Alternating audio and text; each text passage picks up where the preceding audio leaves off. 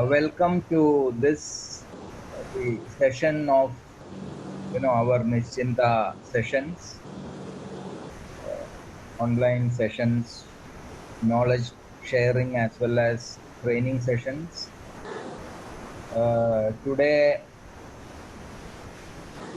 myself and Professor Sunny Joseph sir, we both of us together will be presenting a topic which we feel is a very important topic as far as the Nischinta family is concerned, and also uh, an important topic in generally for those dealing with rehabilitation of persons with disabilities in general and intellectual and developmental disabilities in particular. So I think regarding the topic, we will get into details. I think let Rajasri just introduce us. I think we know each other, but as a formal introduction, let Rajasri introduce and then we will start. Yeah. എല്ലാ നിശ്ചിന്ത family മെമ്പേഴ്സിനും warm welcome, സ്വാഗതം. ഇതൊരു ഇംഗ്ലീഷും മലയാളവും കൂടെ ചേർത്ത് തന്നെ introduction ചെയ്യണം എന്നൊരു ആഗ്രഹമുള്ളതുകൊണ്ട് തുടങ്ങുകയാണ്. പക്ഷേ കുറച്ചങ്ങോട്ട് പോയാൽ അക്കാഡമിക് ക്വാളിഫിക്കേഷൻസും പ്രൊഫഷണൽ അക്കംപ്ലിഷ്മെൻറ്റ്സും പറയുമ്പോൾ കൂടുതൽ ഇംഗ്ലീഷിൽ പറയുന്നതായിരിക്കും കംഫർട്ടബിൾ. സോ ഓൺ ബിഹാഫ് എല്ലാ നിശ്ചിന്ത ഫാമിലി മെമ്പേഴ്സിൻ്റെയും സൈഡിൽ നിന്ന് രാജീവ് സാറിനെയും സണ്ണി ജോസഫ് സാറിനെയും ഇൻട്രൊഡ്യൂസ് ചെയ്യാനുള്ള ഭാഗ്യം എനിക്ക് കിട്ടിയിട്ടുണ്ട്. സോ അത് ഞാൻ ആ ഇൻട്രൊഡക്ഷൻസിലേക്ക് പോകുന്നതിന് മുമ്പ് ഇവർ രണ്ടുപേരും നിശ്ചിന്ത ഫാമിലി മെമ്പേഴ്സ്, അച്ഛന്മാർ എന്നുള്ളതിൽ അപ്പുറം വളരെ അക്കംപ്ലിഷ്ഡ് ആയിട്ടുള്ള, വളരെ അക്കാഡമിക് ആയിട്ടും പ്രൊഫഷണലി വളരെയധികം അച്ചീവ് ചെയ്ത രണ്ട് പേരൻസ് ആണ്. അപ്പോൾ അവരുടെ accomplishments academic as well as professional ഒന്ന് വായിക്കാം ഞാൻ പെട്ടെന്ന്. Dr. Rajiv S. Is a BSc in Engineering from the prestigious College of Engineering, Thiruvananthapuram, and an MTech in Structural Engineering from IIT Madras. He has served briefly in Bokhara Steel Plant and in pre-PC era, PC വരുന്നതിന് മുമ്പുള്ള സമയത്ത് in 1984, he started a startup in word processing. He has served as an assistant professor in IIT Madras. He was an NSF scholar at the prestigious Carnegie Mellon University, Pennsylvania, USA, and worked in artificial intelligence. For currently, വളരെ hot ആയിട്ടുള്ള ഒരു subject ആണ് artificial intelligence. He has worked in artificial intelligence as early as 1989. He then completed his PhD in generic algorithms, again a topic related to artificial intelligence and artificial life. He was a product manager at Ramco Systems. He was a chief technological officer of Dye Tools, Ray Technologies, Zycus Infotech. He is the co-founder of Experience Commerce, the first digital agency of the country. അദ്ദേഹം രണ്ട് പുസ്തകങ്ങൾ രചിച്ചിട്ടുണ്ട്, രണ്ടും technical ഏരിയയിലാണ്. One is on computer aided design and another one in artificial intelligence, which was published in 1995. 1995 അത്ര വളരെ മുമ്പ് തന്നെ ആർട്ടിഫിഷ്യൽ ഇന്റലിജൻസിനെ കുറിച്ച് പുസ്തകം എഴുതിയ ഒരു വ്യക്തിയാണ്. സോ നിശ്ചിന്ത ഫാമിലിയുടെ സൈഡിൽ നിന്ന് sir, I extend you a warm welcome to the session. And also the training group and as such the entire fraternity of Nischinta is highly indebted to you because of the initiatives that you've taken in training.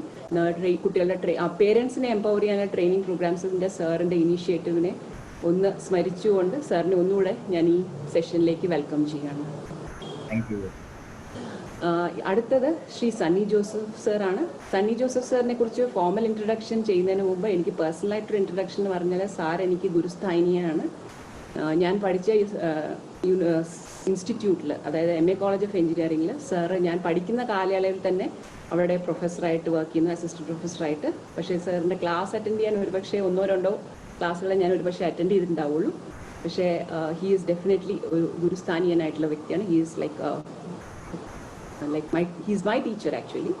So I'm happy that I can do his introduction also. So coming to his introduction, he is a BE in Electronics and Communication Engineering from Bangalore University and was the best outgoing student, first rank holder of MTech Microwave Engineering from Kerala University. He also holds a PG Diploma in Computer Applications from Institute of Human Resource and Development, Trivandrum. He started his career at Silicon Controls, Thiruvananthapuram as digital systems engineer.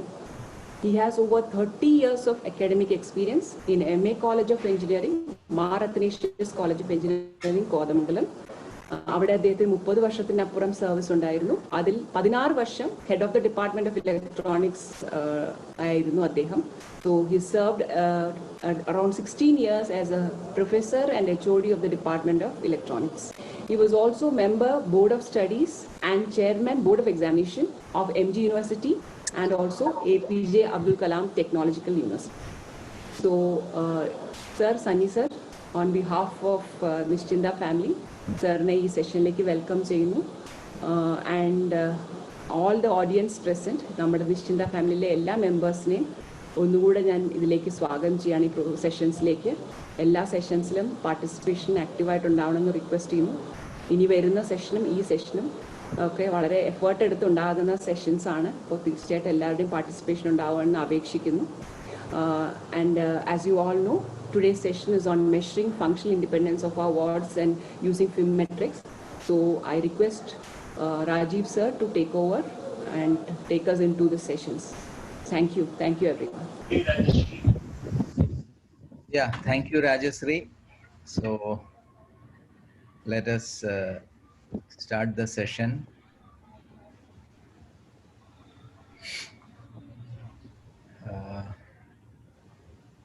So the way we will be sharing today's session, the first part I'll be handling and the second part Sunny sir will be handling the session. This topic, this understanding the FIM for almost more than it is more than 2 years. 2 വർഷത്തിന് മുമ്പ് both me and Sunny sir ഞങ്ങൾ ഇതിനെക്കുറിച്ച് ഇങ്ങനെ തമ്മിൽ discuss ചെയ്ത് ഞങ്ങൾ കുറേശ്ശായിട്ട് work ചെയ്യാൻ തുടങ്ങിയ ഒരു ടോപ്പിക്കാണ്. ഞങ്ങൾ രണ്ടുപേരും കൺവിൻസ്ഡ് ആയതാണ്. Both of us got convinced that this particular tool will help us in Nischinda. So that is the reason why we thought both of us will present this topic together. അപ്പോൾ ഞാൻ present ചെയ്യുമ്പോഴത്തേക്കും I will be using more of English because professionally I been working outside Kerala for last 42 years and it will be difficult. The professional side of presentations and all will be a bit difficult to present in Malayalam. So I think English I'll be using it for presentation. So I think let us start with the mission of Nischinda. I think we have a vision and mission for me. I'm just getting into the mission of Nischinda. The mission of Nischinda is to relieve the parents from anxiety, what after us, improve physical and mental abilities for independent and supported living. I have just taken this statement from the Nischinda website. So all of us know that what after us for our children is the biggest worry. So Nischinda is the first of its kind and we believe that it is one of the apt and the right solution for that question, what after us for our children. So we need to prepare our children by making them, that's what is highlighted here as independent, and we need to, everyone cannot be independent, every one of our children, they need support, so supported living. So when it comes to independent and supported living, what is very important is how much independent and how much support needed. So etra independence that particular our child is, how is it fully independent or partially independent, and depending on the degree of independence we need to decide what kind of support the child needs. So this is one of the very, very important activity of Nischinda. So that is where we need to measure the functional independence. That means independence, the functional independence of our children. We need to measure continuously and keep monitoring, and we as a family or a community together to work towards improving this functional independence so that their quality of life in Nischinta will be better. So that meets our goal and objective, and it meets our vision and mission. So we believe this is a very critical component of achieving vision and achieving the mission of Nischinta.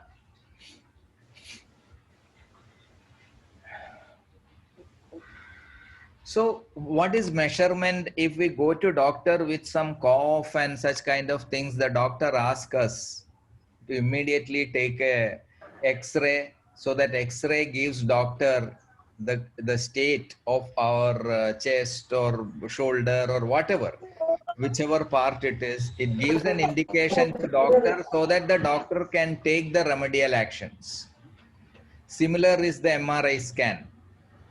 And the similar is IQ test. We used to get IQ test done for our children. So the intelligence level of a person is measured using the IQ test. So similarly, FIM or functional independence matrix is something where we measure few functional living aspect of our a person, and then we look at it, we present it, and then from that we know in what all areas the person is strong, weak, average, medium, and so on. That help us to plan the rehabilitation activities or assisted living activities in a much better way.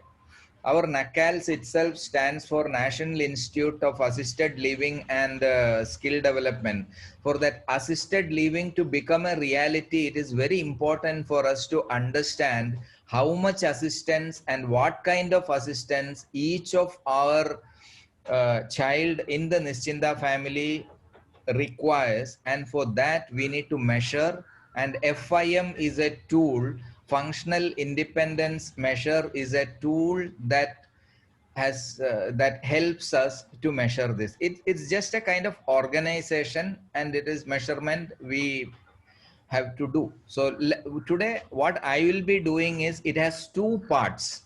The whole FIM tools, I've got two parts. The first part is what is this FIM, and the second part is how to score, how to measure. So I will be handling the first part, or what is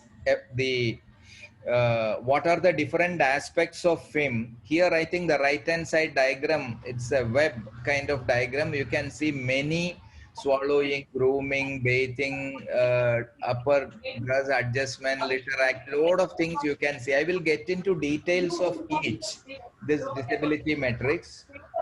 And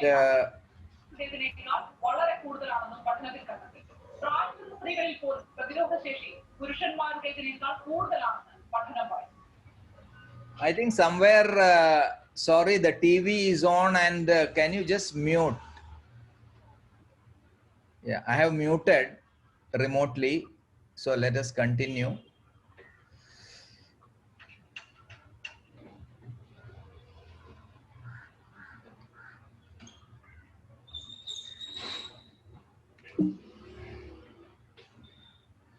Yeah, let us say, now let us look at the goals.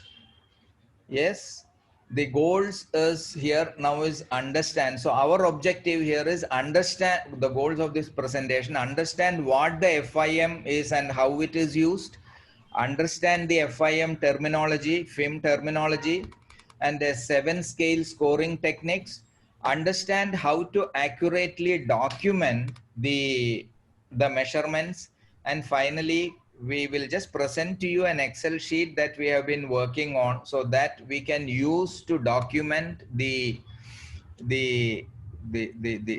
basis as well as growth on functional aspect of our children. So the advantages is, it's a universal standard. and multidisciplinary aspects come into it. It measures severity of disability or different disabilities, and it has mechanism to track changes, because we need to see, for example, I believe in one thing is that if we have to improve something, we have to measure. Without measuring, we cannot improve. So we need to measure. The measure is, we need to also track what was my last measurement was here, what is my next current measurement, and so then like this on a time scale, if we measure, we can track what has become better, what has gone down. So that helps us to fine tune our what we have to do, the fine tune our activities for the person to to improve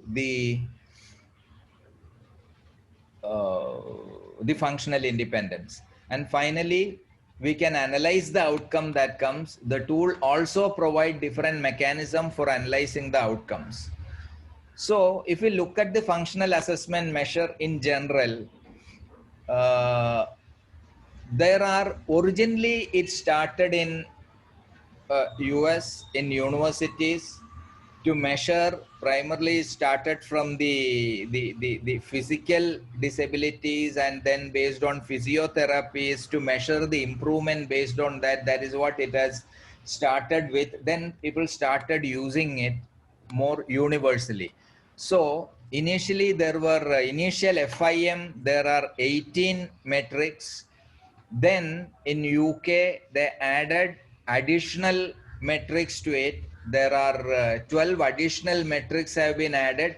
And finally, extended activities of daily living also added to it. That means totally 60. So 36 different metrics have been added to that's what we'll be discussing. And this is a a structure or a framework to which we can add what we want. That's an advantage here. What we want, we can add. It is not necessary that we should exactly stick to this. But today, to understand the mechanism, we will start with the FIM, FAM, and the EADL, that is extended activities of daily living. Ultimately, what we want our children or the persons with any intellectual or developmental disabilities to, we need to measure how functionally good they are. Now I will start with FIM domains. There are different categories. The first one is self-care. The self-care is, the basic thing is food, because for us to live, we need food. So eating, how the person is eating. So, and how the scoring is done, Sunny sir will take in detail. So I'm not getting into it now. Yeah.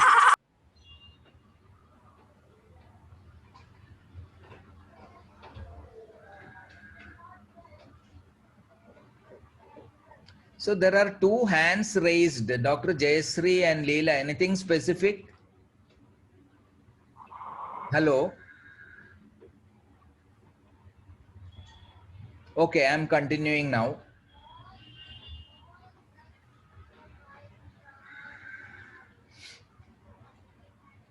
Yeah, eating is the first one. Then, so different aspect of eating, how the person is eating, and so how to measure the activity of eating. That is what it is. Next is grooming. The grooming include, the hair and teething, brushing of teeth. So, and washing hands, face, etc. These are all part of grooming, and how the person is doing it. We can measure that. We know some of our children know who can do only partially these things, not fully, and some of them can do these things fully. So depending, so second one is grooming. The third one is taking bath.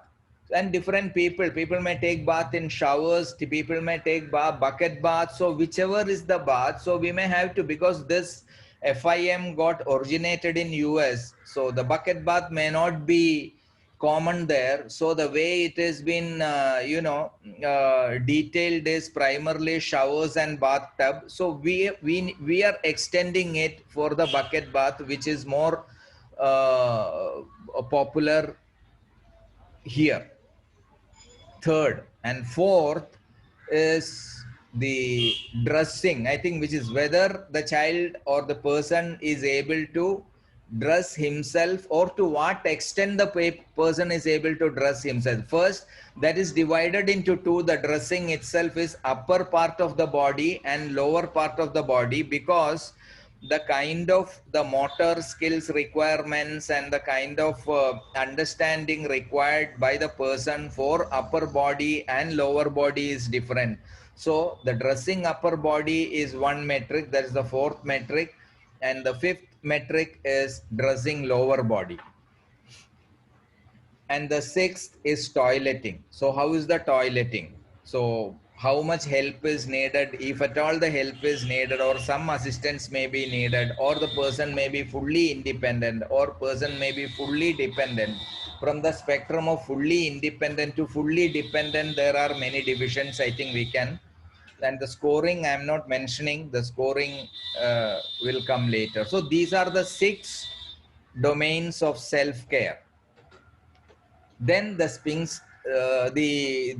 the spinsters, the bladder management, how the person is able to manage bladder as well as bowel. These are very important. Bladder management and bowel management is the person is able to do. Some person may be able to do bladder management, may not be that okay in bowel management.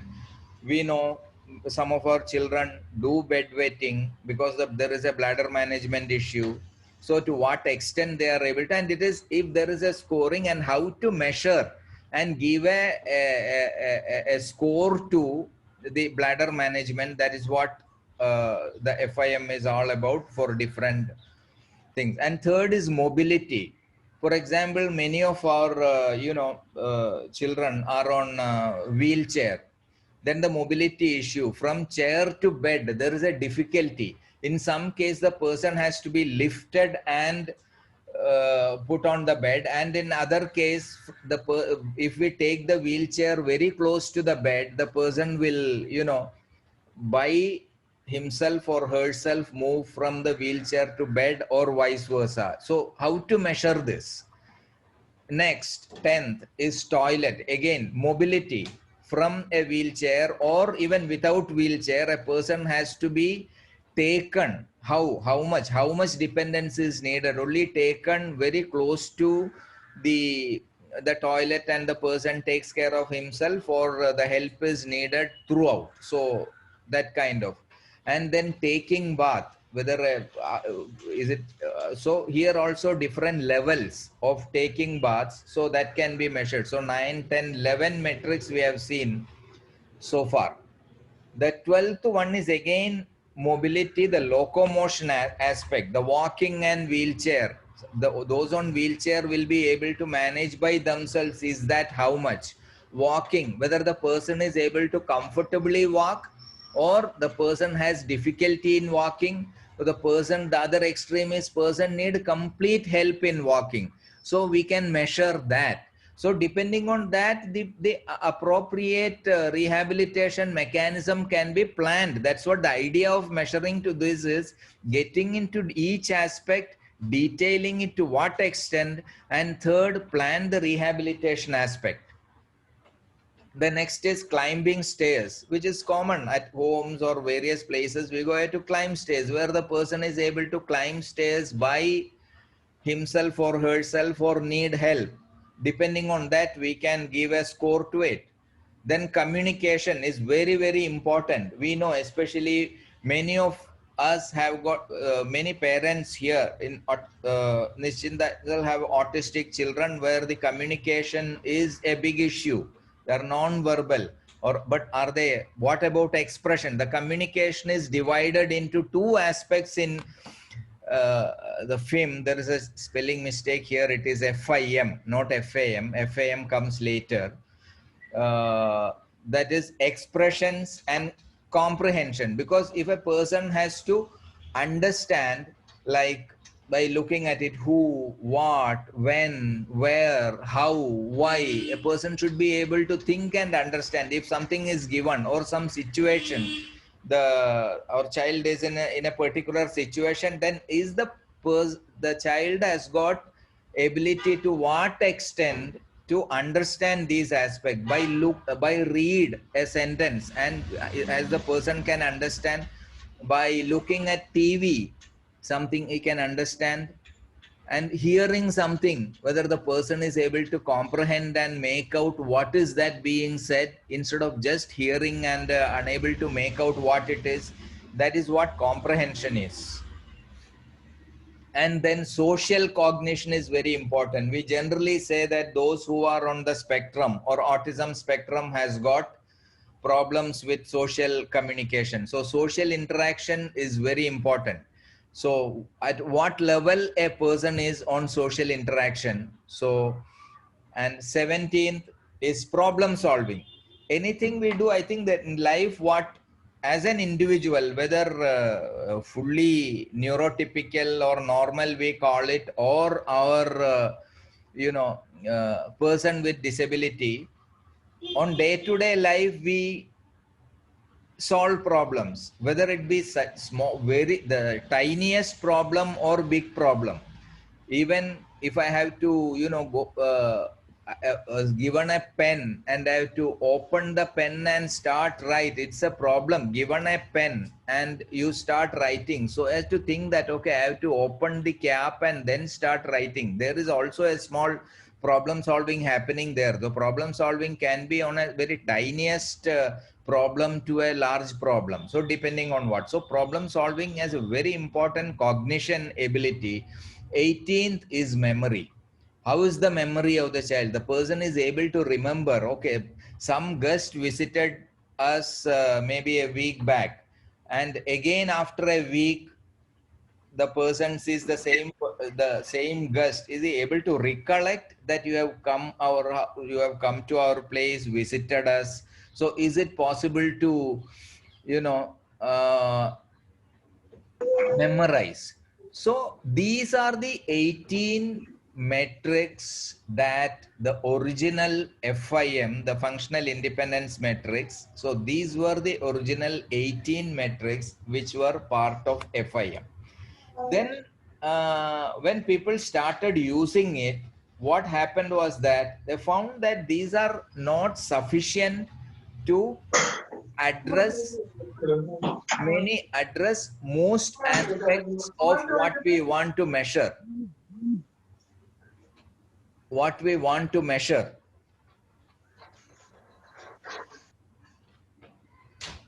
So I'm just stopping to, because someone got unmuted, I'm just muting even.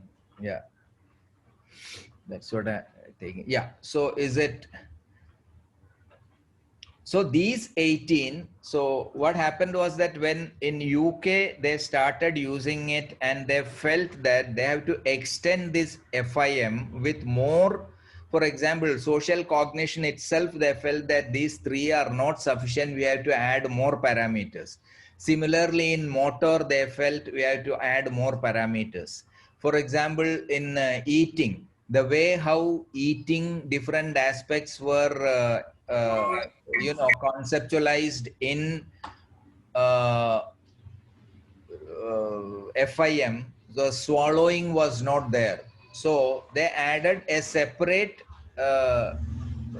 matrix as swallowing, because how the person is able to swallow, because some person needs liquid food, some person needs a completely different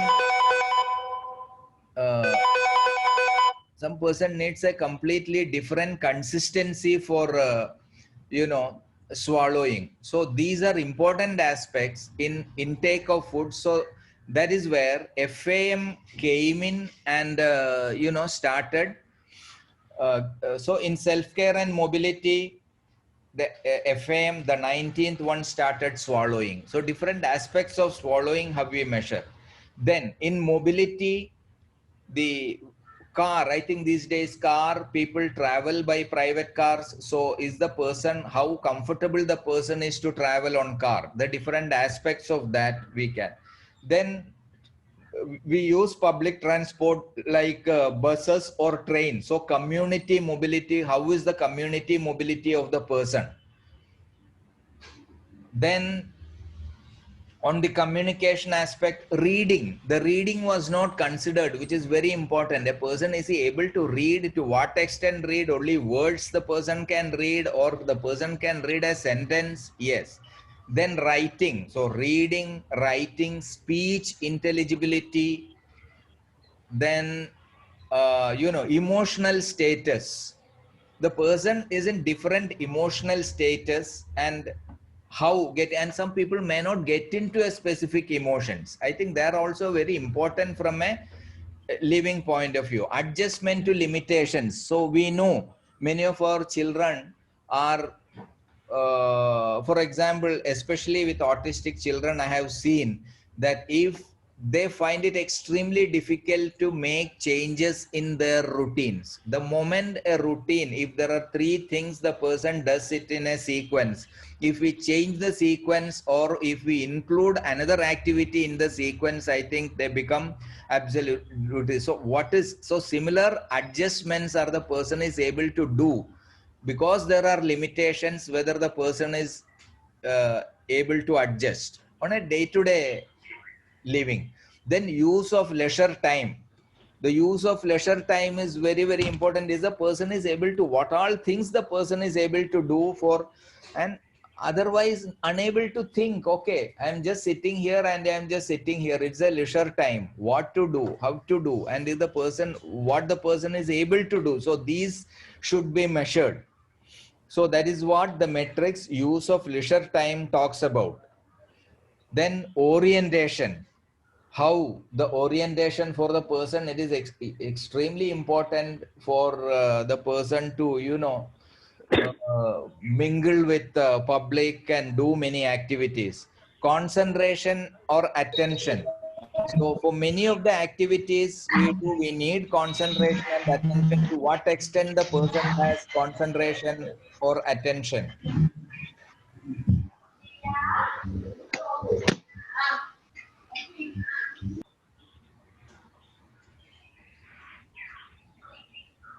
And safety awareness.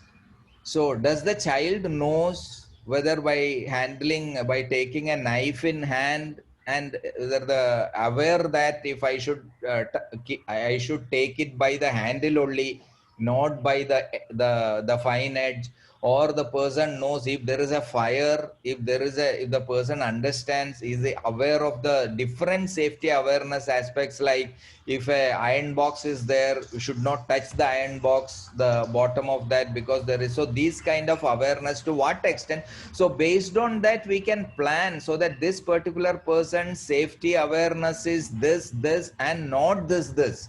Then I think we need to plan that that person should never go near such places. We need to plan accordingly. That is why these things are very important for us. And once these are over, then again, so what we have seen so far is about 18 items in FIM and about 12 items in FAM, so that we have 30 items. But then what happened is, then again, the activities of daily living, because these are all individual activities. A person has to go out, whether a person is go by, buy something, or able to prepare some food items. So these are, when we can measure even that. So another 6 more got added to it. Those are what is called EADL, or extended activities of daily living. So meal preparation, how the person is able to prepare meals. Then laundry. Is the paper laundry need not be machine, or even their own personal dress, the person is able to wash and do it to whatever extent. 0 to full functionality is the spectrum. Then different housework, brooming, cleaning the table, or if some postman comes and gives letter, the person is able to go and collect the letter and at least keep it.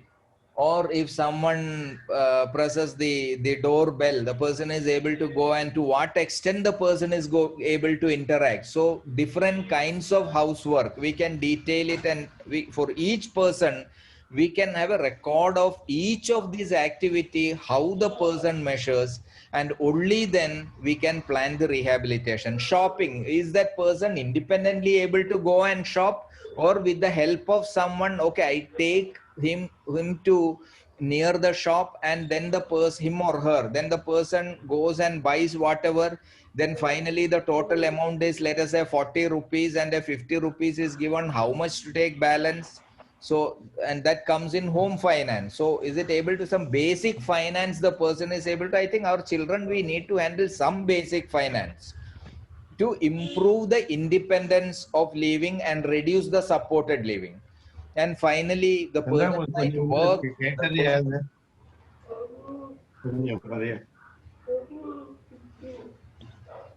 Sir, those who have not muted, please mute. It is, see, the noise actually disturbs, and I lose track of what I am talking. Humble request, please mute.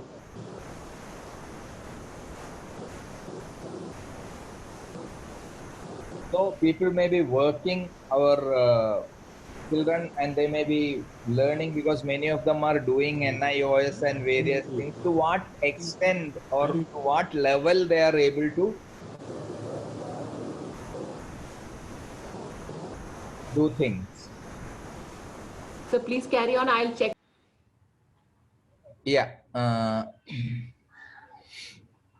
I'll keep a check on the muting. Yeah.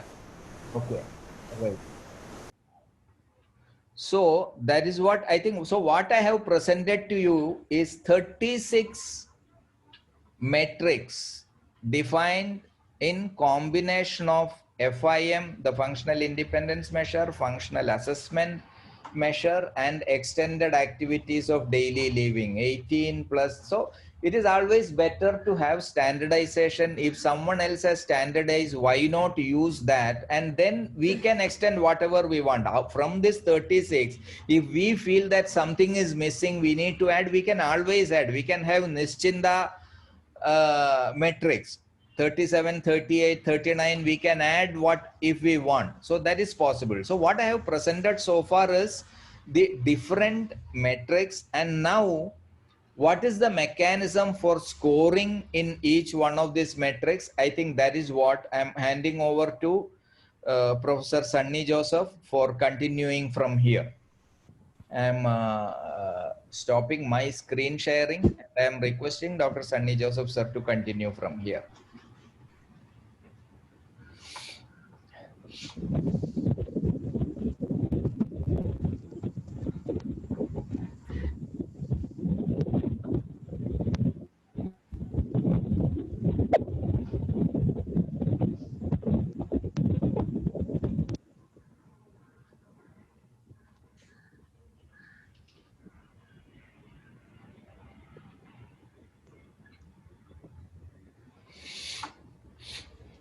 Yes, sir.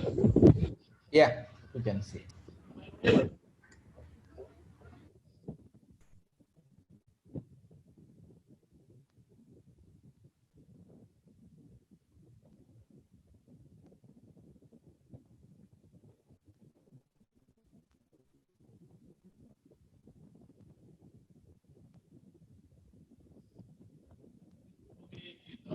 Six discounts.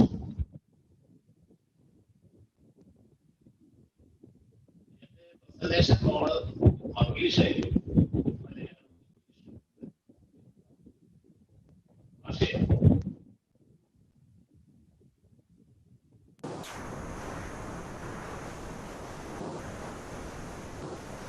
am I audible? Yes, Yeah, sir. now yes.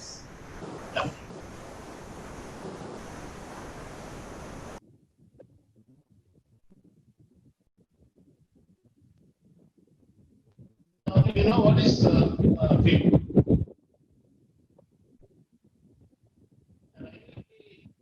Covering the topics. First topic is scaling fundamentals. Sir, can How you, the fundamentals can be extended to width. That is the Sunny sir, yeah. you're not audible. Can you please be louder?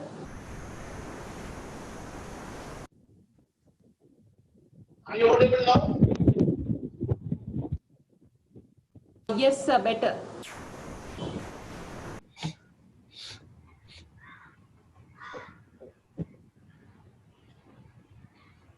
The data collection, the navigations in Nishita, that is how this measurement can be extended to Nishita, then how we document the measured data, then activity for the session. These are the topics. Now the first slide explains what is the Likert 5-point scale. Now this is basically a scale which is used in measuring the emotional status of consumers. So this slide depicts something that is we have a consumer product and we have a number of consumers. And the emotion represents the attitude of measure. That is how far they are satisfied in that particular product. Now we have 5 emotions here. At the left extreme side we have not at all satisfied, and at the right extreme we have extremely satisfied. We have a meter, just the emotion. For each emotion, we measure quantity and we tabulate it on a tabular form. That's on the right side, we have the tabular. See that the product is a mobile.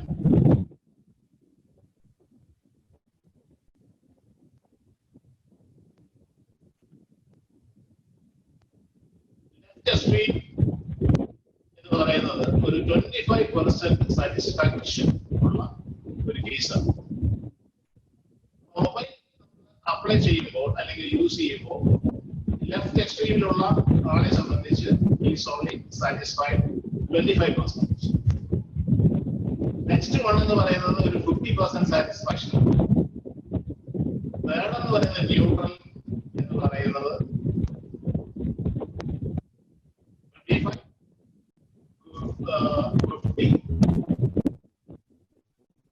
and 75. Sunny sir, audio clarity problem ഉണ്ട്, noise വരുന്നുണ്ട്. എന്താ micro phone is touching somewhere, so ഒരു ഇത് വരുന്നുണ്ട്, കാറ്റടിക്കുന്ന പോലെ ശബ്ദമുണ്ട് sir. ശബ്ദമുണ്ട്. ആ yes, ആ microphone touch ചെയ്യുന്നെന്ന് തോന്നുന്നു എവിടെയോ.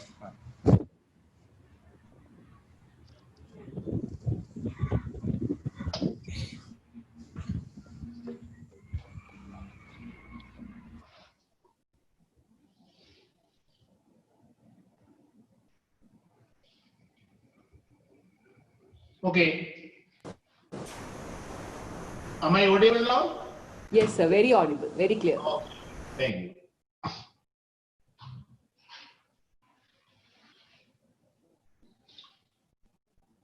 Now our question is how this technique can be extended to our film measurement. That is the question now. Now here we have 5 emotional status which are named as not at all satisfied. That is then slightly satisfied, then very neutral, then very satisfied, and extremely satisfied. Now we have to quantify, we have to measure the satisfaction using some methodology, that is using some scale. Assume that we are asking a question, that is, are you satisfied with the working of mobile phone? Now we can have 2 answers for that, yes or no. So let us assume that emotion is represented by the left extreme point, and the yes condition is represented by the right extreme case. That we are considering only two, not at all satisfied and extremely satisfied. Then for quantification, we can make use of a 1 and 2. That is two lowest integers for that. That is not at all satisfied. That is no. We represent it using 1, and yes, we represent it by using 2. അപ്പോൾ naturally ഒരു question തരാം, എന്തുകൊണ്ട് 0 ഉപയോഗിക്കുന്നില്ല? For example, ഒരാളോട് നമ്മൾ ഒരു ചോദ്യം ചോദിക്കുകയാണ്, ഈ മൊബൈൽ എങ്ങനെയുണ്ടെന്ന് ചോദിച്ചു കഴിഞ്ഞാൽ അയാൾ ഒരു പക്ഷേ ആ മൊബൈൽ ഉപയോഗിച്ചിട്ടുണ്ടാവില്ല. അപ്പൊ ആ ഒരു കേസിൽ അദ്ദേഹത്തിന് ഒന്നും ഒരു റിപ്ലൈ പറയാനായിട്ട് പറ്റത്തില്ല. അപ്പോ ആ കേസിൽ നമുക്ക് ഒരു 0 വാല്യൂ കൊടുക്കാം. കാരണം that fellow is not involve in that particular survey. കാരണം അയാൾ മൊബൈൽ വാങ്ങിച്ചിട്ടില്ല, അത് ഉപയോഗിച്ചിട്ടില്ല.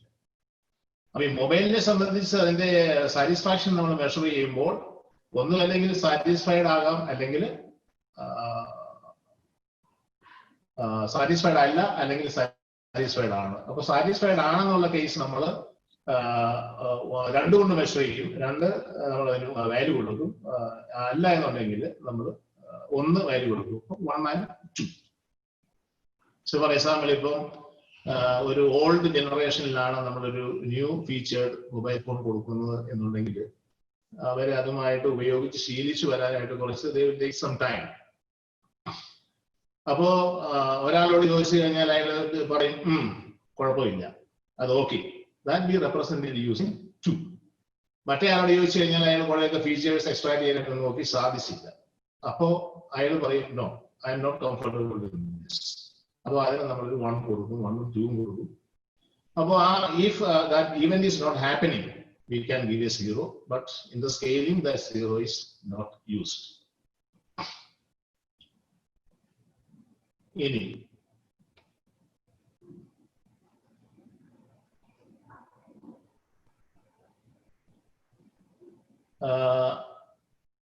ഇത് നോർമലി ഒരു 5-point ലിക്കർട്ട് സ്കെയിൽ എന്നാണ് പറയുക. ജെൻസൺ ലിക്കർട്ട് ആണ് ഇത് കണ്ടുപിടിച്ചത്, അതുകൊണ്ടാണ് ഈ പേരിൽ ഇത് അറിയപ്പെടുന്നത്.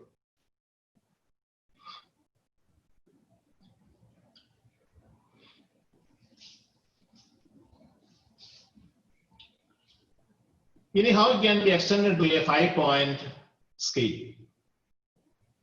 ഇപ്പൊ നമ്മൾ സർവേ നടത്തി കഴിയുമ്പോൾ many people will involve in that survey. അവരുടെ ആറ്റിറ്റ്യൂഡ് വരും, നമ്മൾ അത് റെപ്രസെന്റ് ചെയ്യും. അപ്പൊ ഇത് എന്ന് പറയുന്നത് this picture shows the emotional attitude of the public.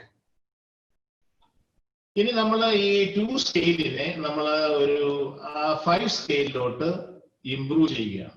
അതെങ്ങനെയാണെന്ന് നമുക്ക് നോക്കാം. അപ്പോ ഒരു 25% സാറ്റിസ്ഫാക്ഷൻ ഉള്ള ആളുകളുടെ ഇമോഷനാണ് ഫസ്റ്റ് കാണുന്നത്. സെക്കൻഡ് വരുന്നത് അതൊരു 50% ആണ്. തേർഡ് വരുന്നത് ഒരു 75% ആണ്. ഫോർത്ത് വരുന്നത് ഒരു 100% ആണ്. ഈ 4ൽ നിന്നും കൂടി ഡിറൈവ് ചെയ്ത് with some additional extra features വെച്ചിട്ട് വരുന്നതാണ് ഇവിടെ 5ാമത്തെ ഫീച്ചർ എന്ന് പറയുന്നത്, അതായത് ഇമോഷണൽ റെപ്രസെന്റേഷൻ. അപ്പോൾ ഇതിനകത്ത് നമുക്ക് എങ്ങനെ ഇത് ഗ്രേഡ് ചെയ്യാൻ പറ്റും? ഫസ്റ്റിനെ ഗ്രേഡ് ചെയ്യണം, സെക്കൻഡിനെ ഗ്രേഡ് ചെയ്യണം, തേർഡിനെ ഗ്രേഡ് ചെയ്യണം, ഫോർത്തിനെ ഗ്രേഡ് ചെയ്യണം, ഫിഫ്തിനെ ഗ്രേഡ് ചെയ്യണം. അപ്പോൾ അങ്ങനെ വരുമ്പോൾ ഗ്രേഡിംഗ് സിസ്റ്റം വിൽ ബി, നമ്മൾ എപ്പോഴും ചെറുതാണോ വലുതാണോ നമുക്ക് ഏറ്റവും കൈകാര്യം ചെയ്യാൻ എളുപ്പമുള്ളത്, എപ്പോഴും നമുക്ക് ചെറുതാണ് നമുക്ക് കൈകാര്യം ചെയ്യാൻ എളുപ്പമുള്ളത്. അപ്പൊ നമ്മൾ എന്ത് ചെയ്യുമെന്ന് വെച്ച് കഴിഞ്ഞാൽ 0 പറ്റത്തില്ല. 0 എന്ന് പറഞ്ഞു കഴിഞ്ഞാൽ ഈ ഫോൺ ഉപയോഗിക്കാത്ത ആളുകളുടെ ഒരു സെറ്റാണ്. അപ്പൊ നമ്മൾ 25% 1 കൊടുക്കും, 50% 2 കൊടുക്കും, 75% 3 കൊടുക്കും, 100% 4 കൊടുക്കും. പിന്നെ എന്തെങ്കിലും ആഡ് ഓൺ ഫീച്ചേഴ്സോ അല്ലെങ്കിൽ വേറെ ആക്സസറീസോ മറ്റെന്തെങ്കിലുമോ ഉപയോഗിച്ചിട്ട് അല്ലെങ്കിൽ സം സോഫ്റ്റ്വെയർ ചേഞ്ച് അങ്ങനെയുള്ള ഒരു അഡീഷണൽ ഫെസിലിറ്റി കൊണ്ടുവന്ന് കഴിഞ്ഞാൽ അതിന് that is again derived from using the same hardware but ഒരു fast operating system for example ചെയ്തിട്ട് ഇത് നമുക്ക് റിയലൈസ് ചെയ്യാനായിട്ട് സാധിക്കും. അപ്പോൾ നമ്മൾ ചെയ്യുന്നത് വെച്ചാൽ ആദ്യത്തെ ഇമോഷന് 1 കൊടുക്കും, രണ്ടാമത്തേന് 2 കൊടുക്കും, മൂന്നാമത്തേന് 3 കൊടുക്കും, നാലാമത്തേന് 4 കൊടുക്കും, അഞ്ചാമത്തേന് 5 കൊടുക്കും. അപ്പൊ ബേസിക്കലി ഈ സ്കെയിലിംഗിൽ ഉപയോഗിക്കുന്ന most widely used quantifying or quantifier is 1 to 5 ആണ്. The most widely. 0 is never used because അതിനകത്ത് വരാത്ത ഒരു കാര്യമാണ് 0. അതുകൊണ്ട് we never make use of it. This is the widely used one. ഇനി ഈ സെറ്റപ്പ് അല്ലാതെ വേറൊരു സെറ്റപ്പിൽ നമുക്ക് ആഡ് ഓൺ ഫീച്ചേഴ്സ് വന്നിട്ട് അതിന്റെ സാറ്റിസ്ഫാക്ഷൻ ഇംപ്രൂവ് ചെയ്യാം എന്നുണ്ടെങ്കിൽ it can be extended to any level. So for example, ഇവിടെ നമ്മൾ എടുത്ത ലെവൽ എന്ന് പറഞ്ഞു കഴിഞ്ഞാൽ ഈ സാറ്റിസ്ഫാക്ഷൻ ബൗണ്ടറി എന്ന് പറയുന്നത് ഒരു 25% ആണ് ഫോർ ദ ഫസ്റ്റ് വൺ. ഇതിന് 50 ആണ്. ഇതിന് നമ്മൾ കൊടുത്തത് so the interval is 25%. 25, 50, 25, 50, 25, 50, 75, 100. Then some extra features. ഇതിനെ നമുക്ക് ഒരു 10ൽ ഡിവൈഡ് ചെയ്യാം. 10% satisfaction, 10% satisfied, 20% satisfied, 30% satisfied, 40, 50, etc., etc. So we can have numbering from 1 to 10. In a 5% division, even 1% division, so that the scale will become 100 plus some extra features. So we can extend any level, but the problem is researchers shows that the 25%, 50%, 75%, 100% division is better for data collection, better for further processing.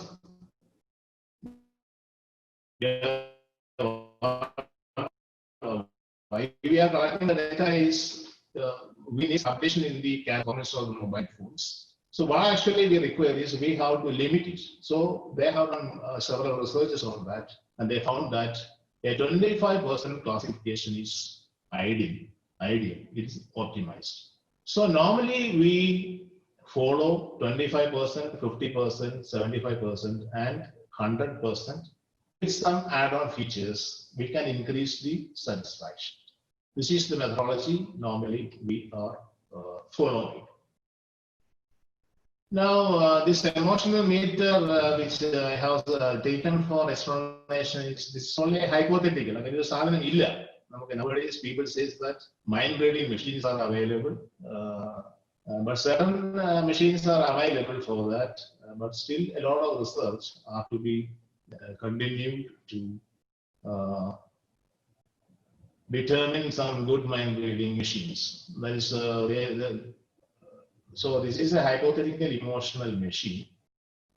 If we place this meter with the first emoji, emotional image, we get a display 1. If we position this meter to the second one, the reading will be 2. If we position this to the third one, reading will be 3. If we position this to, reading will be 5.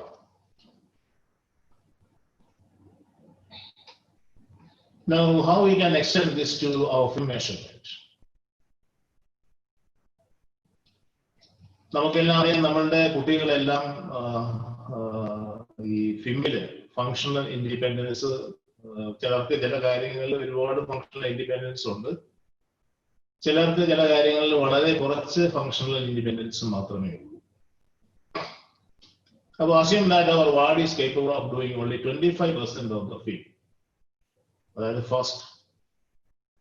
അപ്പൊ നമ്മൾ satisfied ആണോ? നമ്മൾ ഒരിക്കലും satisfied അല്ല. നമ്മൾ എന്തുകൊണ്ടാണ് satisfied ആകാത്തത്? അവർ വാർഡ് ഈസ് ഡൂയിങ് ഓൺലി 25%. നമ്മളുടെ വാർഡ് 25% ചെയ്യുന്നു. ബാക്കി കാര്യങ്ങൾ ആരും ചെയ്യും? Someone else has to do that, either the parents or a caretaker or a helper. So first one is 25% ward ചെയ്യുമ്പോൾ 75% ചെയ്യുന്നത് ഹെൽപ്പറാണ്. Parent or caretaker normally generally we call it as helper. സെക്കൻഡിലോട്ട് വരുമ്പോൾ 50% ആണ്. അല്ലെങ്കിൽ ഇത് 25% താഴെ, ഇത് 25 to 50 എന്നുള്ള range കൊടുക്കാം നമ്മൾ. 25 to 50. The first emoji represents a case which a ward is doing only less than 25%. അപ്പോൾ ബാക്കിയുള്ളത് the helper has to do. It's a human interface. 25% the ward has to do. The remaining 75% the helper has to do. When we come to the second one, in the second one, 25 to 50%. The ward can do 50%. നമ്മുടെ കുട്ടിക്ക് 50% ചെയ്യാൻ സാധിക്കും. ബാക്കിയുള്ള 50% ചെയ്യുന്നത് helper ആയിരിക്കും. Third one, ഇനി നമ്മള് third വണ്ണിലേക്ക് വരുമ്പോൾ തേർഡിൽ വന്നു കഴിയുമ്പോഴത്തേക്കും കുട്ടി 75% ചെയ്യും.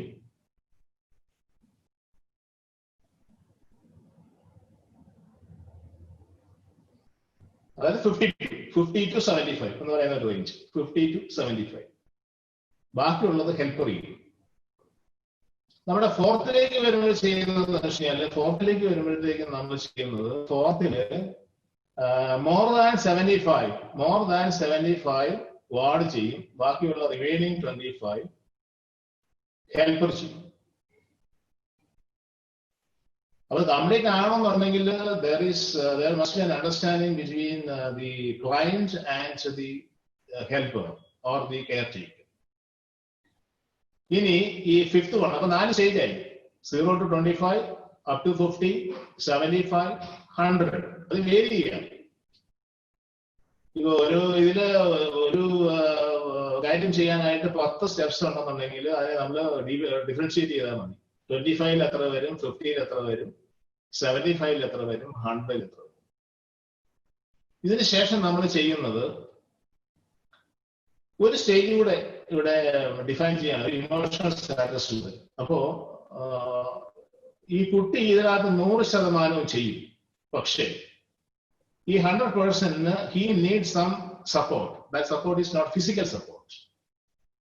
അതാരും വേറൊരാൾ ചെയ്യുകയല്ല ചെയ്യുന്നത്. അവിടെ ചെയ്യുന്നത് എന്താണെന്ന് വെച്ച് കഴിഞ്ഞാല് നമ്മള് ഒരു ഓറൽ പ്രോംപ്റ്റിംഗ്, ഇന്നത് ചെയ്യ്, ഇത് ചെയ്യ്, ഇത് ചെയ്യ്, സ്റ്റെപ്പ് 1 ചെയ്യൂ, സ്റ്റെപ്പ് 2 ചെയ്യൂ, 3 ചെയ്യൂ, 4 ചെയ്യൂ, 5 ചെയ്യൂ എന്ന് പറഞ്ഞു കഴിഞ്ഞാൽ ഒരു ഓറൽ സീക്വൻസിങ് നമ്മൾ കൊടുക്കും. കോയാക്സിങ് സംതിങ്, എന്താണ് ചെയ്യേണ്ടതെന്ന് നമ്മൾ പറഞ്ഞു കൊടുക്കും. അപ്പൊ അങ്ങനെ പോകുമ്പോൾ എന്താണെന്ന് വെച്ച് കഴിഞ്ഞാല് ഈ ഹെൽപ്പറുടെ ഫിസിക്കൽ സപ്പോർട്ട് ഒന്നുമില്ല. അയാൾ ഒന്നും ചെയ്തു കൊടുക്കുന്നില്ല. അയാൾ ഒന്നും ചെയ്തു കൊടുക്കാതെ തന്നെ ഈ കുട്ടിക്ക് മുഴുവനായിട്ട് കാര്യങ്ങൾ ചെയ്യാനായിട്ട് സാധിക്കും. പക്ഷെ ഒരു ഓറൽ പ്രോംപ്റ്റിംഗ് നമുക്ക് വേണം. ഒന്നും അല്ലെങ്കിൽ സൈൻ ലാംഗ്വേജ്, അല്ലെന്നുണ്ടെങ്കിൽ ഏതെങ്കിലും രീതിയിൽ അയാളെ നമ്മൾ മോട്ടിവേറ്റ് ചെയ്യിച്ച്, പക്ഷെ നമ്മളൊന്നും ഹെൽപ്പർ ഒന്നും ചെയ്യുന്നില്ല. Thing is carried out by the client or our PWIDD or our ward. Okay.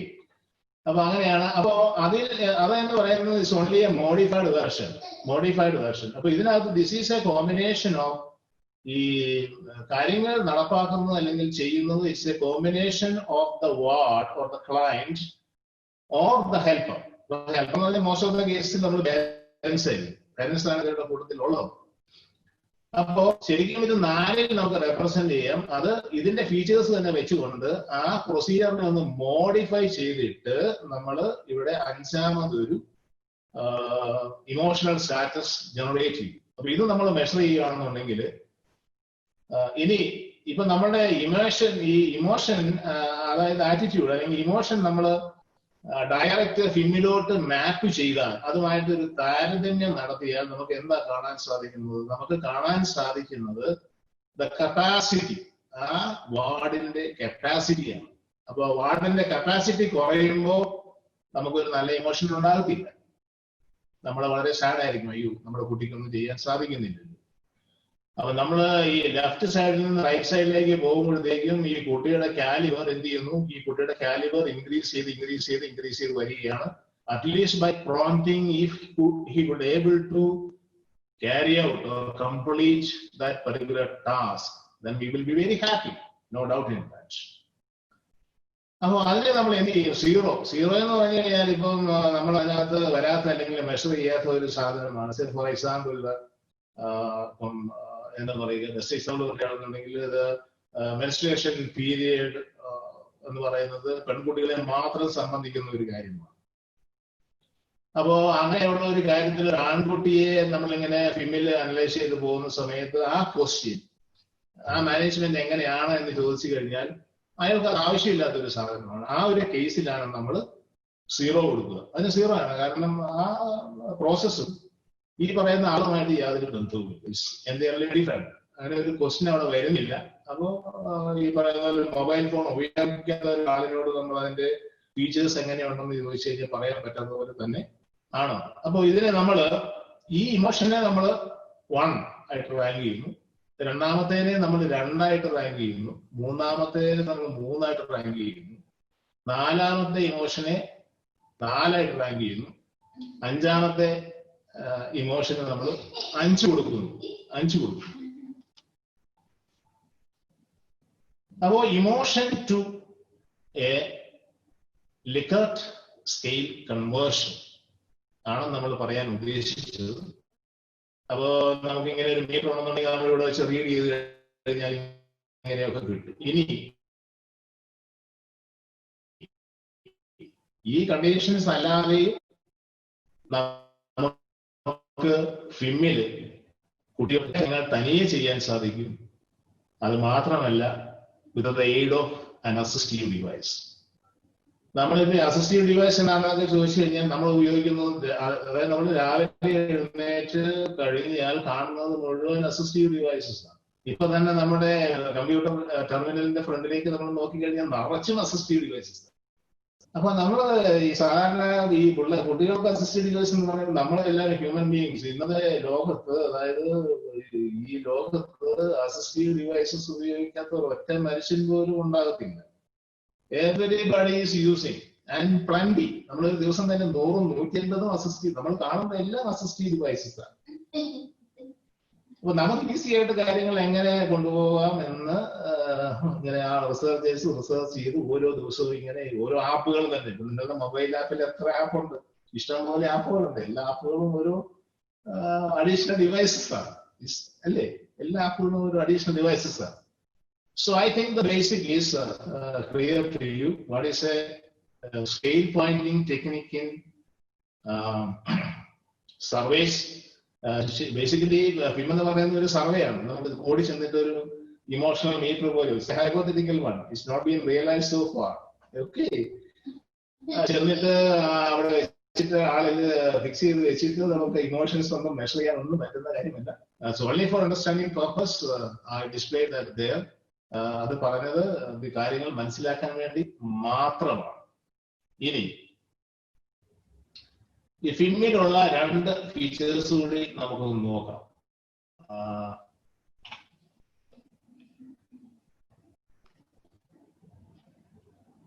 അപ്പോൾ ഈ റൈറ്റ് സൈഡില് total assistance, maximum assistance, moderate, minimal, supervision, modified independence, independent എന്നൊക്കെ പറയുന്ന കാര്യങ്ങൾ നമ്മൾ അതിനൊരു ഡെസ്ക്രിപ്റ്റർ വെച്ചിട്ട് വാട്ട് ഈസ് ദാറ്റ്, ഓരോ ഫംഗ്ഷൻ നമ്മൾ ഡിഫൈൻ ചെയ്യുമ്പോൾ അതിനൊരു ഡെസ്ക്രിപ്ഷൻ ഉണ്ടാവും for that what it is.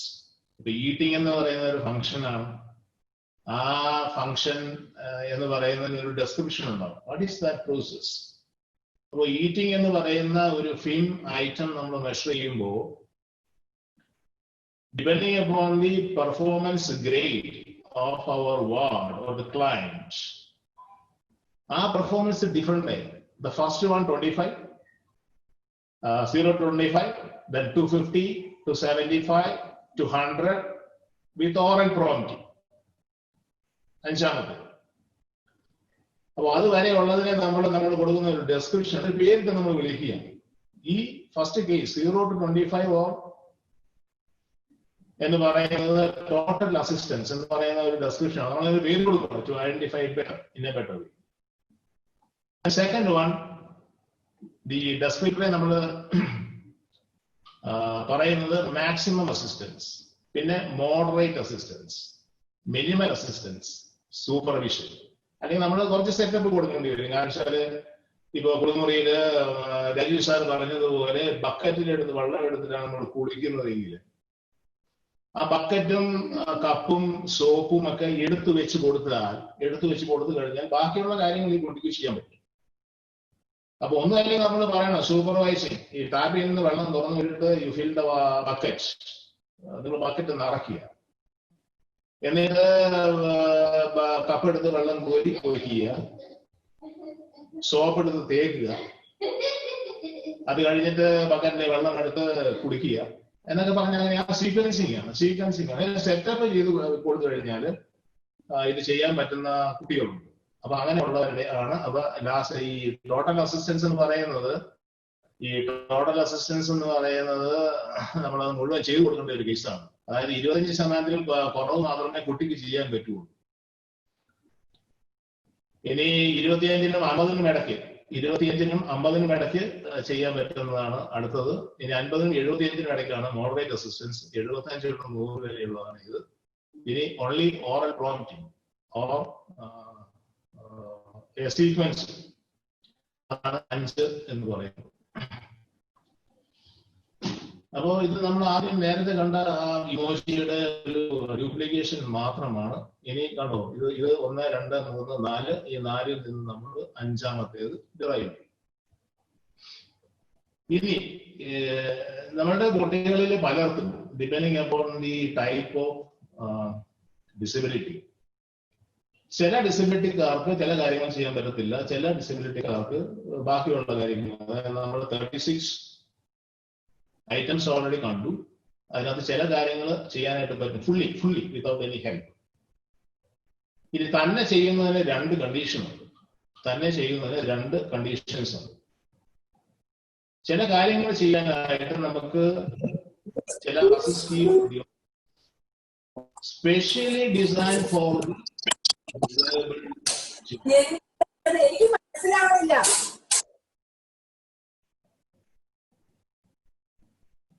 Specially design for the disabled children. അപ്പൊ അങ്ങനെയുള്ള ചിൽഡ്രൻ, അതായത് ക്ലയൻസിന് without any help of a helper ചെയ്യാൻ സാധിച്ചാൽ ആ function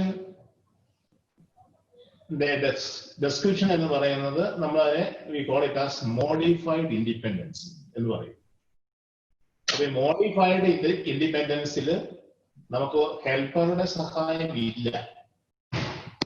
What we are doing is we provide some additional specially designed devices, assistive devices to complete or to carry out that particular function.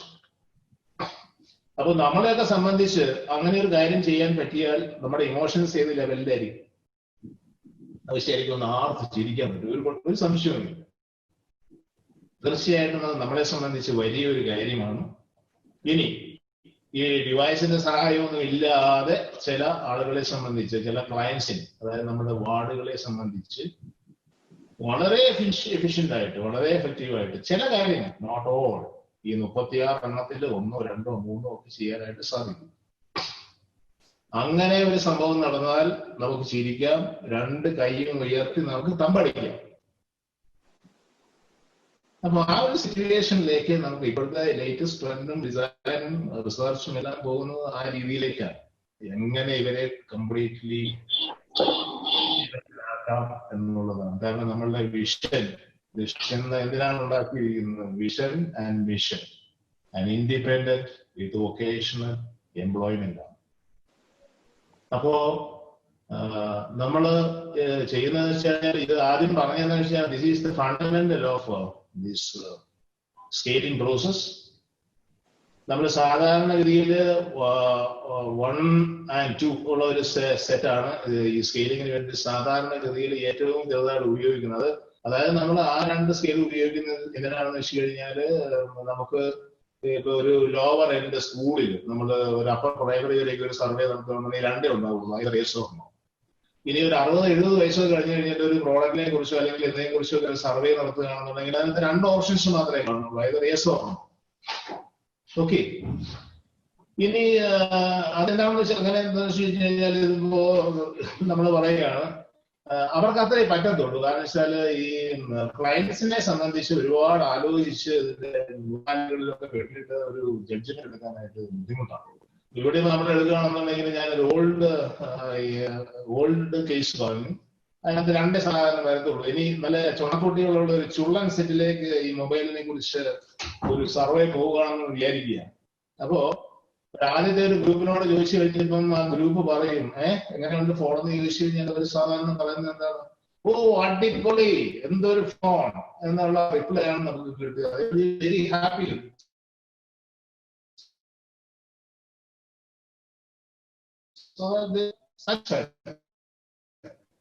ഇനി വേറൊരു ഗ്രൂപ്പിനോട് ചോദിച്ചു കഴിയുമ്പോൾ അവർ പറയുന്നു, അതാണ് ഒരു ലെവൽ ഇവിടെ താഴെയാണ്. വേറൊരു ഗ്രൂപ്പിനോട് ചോദിച്ചു കഴിഞ്ഞപ്പോ സംഭവിച്ചെന്താന്ന് വെച്ച് കഴിഞ്ഞാല്, വേറൊരു ഗ്രൂപ്പിനോട് ചോദിച്ചപ്പോ, അതായത് ഈ കണ്ടീഷനാണ്, നമുക്ക് പറയാൻ പറ്റുന്നില്ല. വേറെ ആളോട് ഇത് ഉപയോഗിക്കുന്ന 2-3 പേരോട് ചോദിച്ചിട്ടേ പറ്റത്തുള്ളൂ. അതായത് 50-50 ഇങ്ങനെ ബാലൻസിൽ നിൽക്കുകയാണ്, ബാലൻസ് സ്റ്റഡി ആയിട്ട് നിൽക്കുകയാണ്. ഇതെങ്ങോട്ടാ പോകുന്നതെന്ന് അറിയില്ല. അങ്ങനെയുള്ള ഒരു ഗ്രൂപ്പാണ്.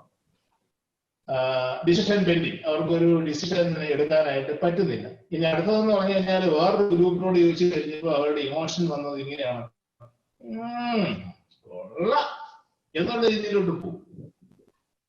ഇനി അടുത്തൊരു ഗ്രൂപ്പിനോട് ചോദിച്ചപ്പോൾ അവരുടെ ഇമോഷൻ വന്നതെന്ന് വെച്ച് കഴിഞ്ഞാൽ അവരുടെ ഇമോഷൻ വന്നത് ഒന്നിനും കൊള്ളത്തില്ല, ഓ ഈ എന്തിനും കൊള്ളാം ഈ സാധനം എന്നുള്ള ഒരു ആറ്റിറ്റ്യൂഡിലോട്ട് പോകും. അതാണ് ആ ഇമോഷണൽ ഡിഫറൻസ്. ആ ഡിഫറൻസിനെ നമ്മൾ ക്വാണ്ടിഫൈ ചെയ്യുകയാണ് ചെയ്യുന്നത്.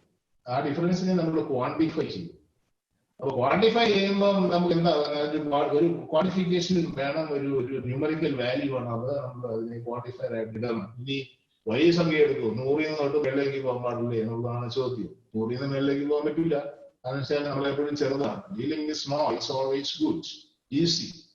അതുകൊണ്ട് നമ്മൾ അതിന്റെ ലോവർ ഇന്റർവൽ 5 ലോവർ ഇന്റർവൽ 1 ആണ്, 1, 2, 3, 4, 5. സാധാരണ 5 സ്കെയിലും 5 പോയിന്റ് സ്കെയിലും 7 പോയിന്റ് സ്കെയിലുമാണ് അതിനകത്ത് വരുന്നത്. ഇവിടെ നമ്മൾ 2 കാരണം ഇതൊരു സെറ്റാണ്. ഇത് കാണിച്ചിരിക്കുന്നത് എങ്ങനെയാണ്, ഇതൊരു സെറ്റാണ്. ആ സെറ്റിൽ നിന്ന് 5 കിട്ടി. ഇനി 6 വന്നു, ഇനി 7 വന്നു.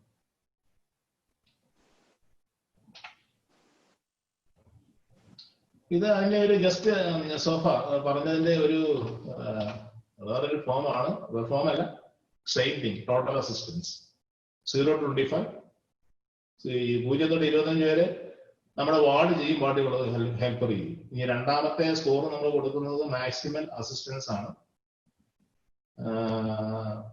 അപ്പോ ആ percentage is clear from the function description. Total assistance ഒന്നും ചെയ്തില്ല. മാക്സിമൽ അസിസ്റ്റൻസ് എന്ന് പറഞ്ഞു കഴിഞ്ഞാൽ 75% അസിസ്റ്റൻസ് കൊടുക്കും, 25% ചെയ്തു. മോഡറേറ്റ് എന്ന് പറഞ്ഞാൽ 50-50 വരും.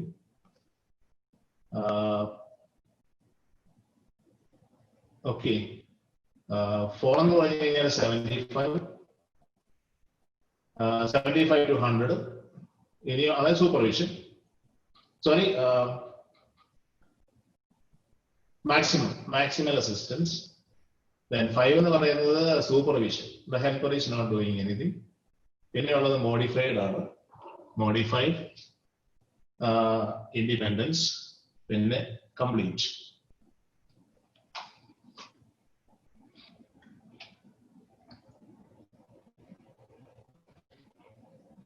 ഇത് 30+ FIM and FAM. Last season എന്ന് പറയുന്നത് അപ്പർ ക്ലാസ്.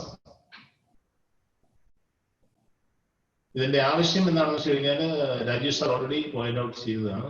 റീഹാബിലിറ്റേഷൻ ഇന്റർവെൻഷൻസിലാണ് ഏറ്റവും കൂടുതൽ ഉപയോഗിക്കുന്നത്. ഇതിന്റെ ഫങ്ഷണൽ സ്റ്റാറ്റസ് മെഷർ ചെയ്ത് കഴിഞ്ഞിട്ട് uniform way with respect to functional status and burden of care.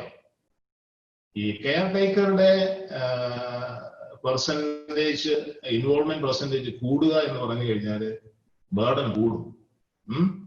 സാധാരണഗതിയിൽ കെയർ ടേക്കർ എന്ന് പറയുന്നത് പേരൻസ് തന്നെയാണ്. അപ്പൊ നിശ്ചിന്തയുടെ ഒരു ഉദ്ദേശം എന്താണെന്ന് വെച്ച് കഴിഞ്ഞാൽ ഈ കെയർ ടേക്കേഴ്സിന്റെ ബേർഡൻ കുറയ്ക്കുക എന്നുള്ളതാണ്. അപ്പോ ഇത് നമ്മൾ എടുത്ത് ഒരു എസെൻഷ്യൽ കോമ്പണന്റ് ആണെന്ന് തോന്നിയത് കൊണ്ടാണ് ഞാനും രാജീവ് സാർ 2 വർഷമായി ഇതിന്റെ ഡിസ്കഷൻ ഇരുന്ന് തുടങ്ങിയിട്ട്. അപ്പോൾ ഇത് വളരെ നല്ലൊരു ടൂളാണെന്ന് മനസ്സിലായത് കൊണ്ടാണ് നമ്മൾ ഇതിലേക്ക് പോയത്. ഇത് വീണ്ടും ആ പറഞ്ഞ കാര്യങ്ങൾ തന്നെ ഒന്നുകൂടി ഒന്ന് പറയുന്നുള്ളൂ. No helper 6 and 7, complete independence. 6 is modified independence. using an assistive device, the client can completely carry out the function process. Required percentage of with assistance. Supervision there is no physical help. Physical ആയിട്ട് ഒന്നും helper ചെയ്തു കൊടുക്കുന്നില്ല. അതിന് കൊടുത്തിരിക്കുന്ന grade point ആണ് 5. ഇനി helper required, ഇനി minimal ഹെൽപ്പാണ്. അപ്പൊ ഹെൽപ്പ് എന്ന് പറയുന്നത് ലെസ് ദാൻ 25% ആണ്. 75% കുട്ടി ചെയ്യും. പിന്നെ മോഡറേറ്റ്, മാക്സിമം അസിസ്റ്റൻസ്, അതായത് 25 തൊട്ട് 50%. ടോട്ടൽ അസിസ്റ്റൻസ് എന്ന് പറഞ്ഞു കഴിഞ്ഞാൽ കുട്ടി ചെയ്യുന്നതല്ല കേട്ടോ അത് മാർക്ക് ചെയ്തിരിക്കുന്നത്. Helper required. See that red highlighting there. Helper required is greater than 75%. അത് രണ്ടും ഡിപ്പെൻഡൻസ് കാറ്റഗറിയിലാണ് വരുന്നത്. ഈ ടേംസ് എല്ലാം പലർക്കും ആദ്യമായിട്ട് കേൾക്കുന്നതായിരിക്കും. അതുകൊണ്ട് ആദ്യം അതുമായിട്ട് താരതമ്യം പ്രാപിക്കാൻ ഇത്തിരി സമയമെടുക്കും. Don't worry. ഇത് നമ്മൾ 2 പ്രാവശ്യം കേട്ട് കഴിയുമ്പോഴത്തേക്കും ഞങ്ങളൊക്കെ ആദ്യം വിചാരിച്ചത് വലിയ കനമുള്ള ഒരു സാധനമാണെന്നാണ്. പക്ഷെ അങ്ങനെയൊന്നുമല്ല. ഇത് സീരിയസിംഗ്. പിന്നെ അതിനൊരു ചോദ്യമുണ്ട്, ഇത് ആർക്ക്, നമുക്കിത് പറ്റുമോ എന്നുള്ളതാണ് അടുത്ത ക്വസ്റ്റ്യൻ. നമുക്കിത് പറ്റുമോ? നമ്മുടെ കുട്ടികളെല്ലാം 10, 20, 24 വയസ്സ് പ്രായമൊക്കെ ഉള്ള ആളുകളാണ്. ചിലരൊക്കെ അതും കഴിഞ്ഞ് 30 കഴിഞ്ഞ് പോയിട്ടുള്ള ആളുകളാണ്. ഈ കുട്ടികളെ കുറിച്ച് അറിയാവുന്ന, നമുക്ക് ഈ കുട്ടികളെ കുറിച്ച് അറിയാൻ പാടില്ലെങ്കിൽ പിന്നെ ആർക്കാണ് ഈ കുട്ടികളെ കുറിച്ച് അറിയാവുന്നത്? നമ്മൾ ഒരു ഹോസ്പിറ്റലിൽ പോയി ട്രീറ്റ്മെന്റിന് പോയി ഹാർഡിനർ 3, 4, 5 ദിവസമാണ് നിൽക്കുന്നത്. ആ സമയത്താണ് ഈ ഡോക്ടർ അല്ലെങ്കിൽ കെയർ ടേക്കർ അല്ലെന്നുണ്ടെങ്കിൽ ഹെൽത്ത് കെയർ പ്രൊഫഷണൽസ് ഇവരെ കാണുന്ന ലിമിറ്റഡ് ടൈമിൽ മാത്രമേ ഉള്ളൂ. പക്ഷെ നമ്മൾ ജനിച്ചതും തൊട്ട് ഈ കുട്ടികൾ നമ്മളുടെ കൂടെ ഉണ്ട്.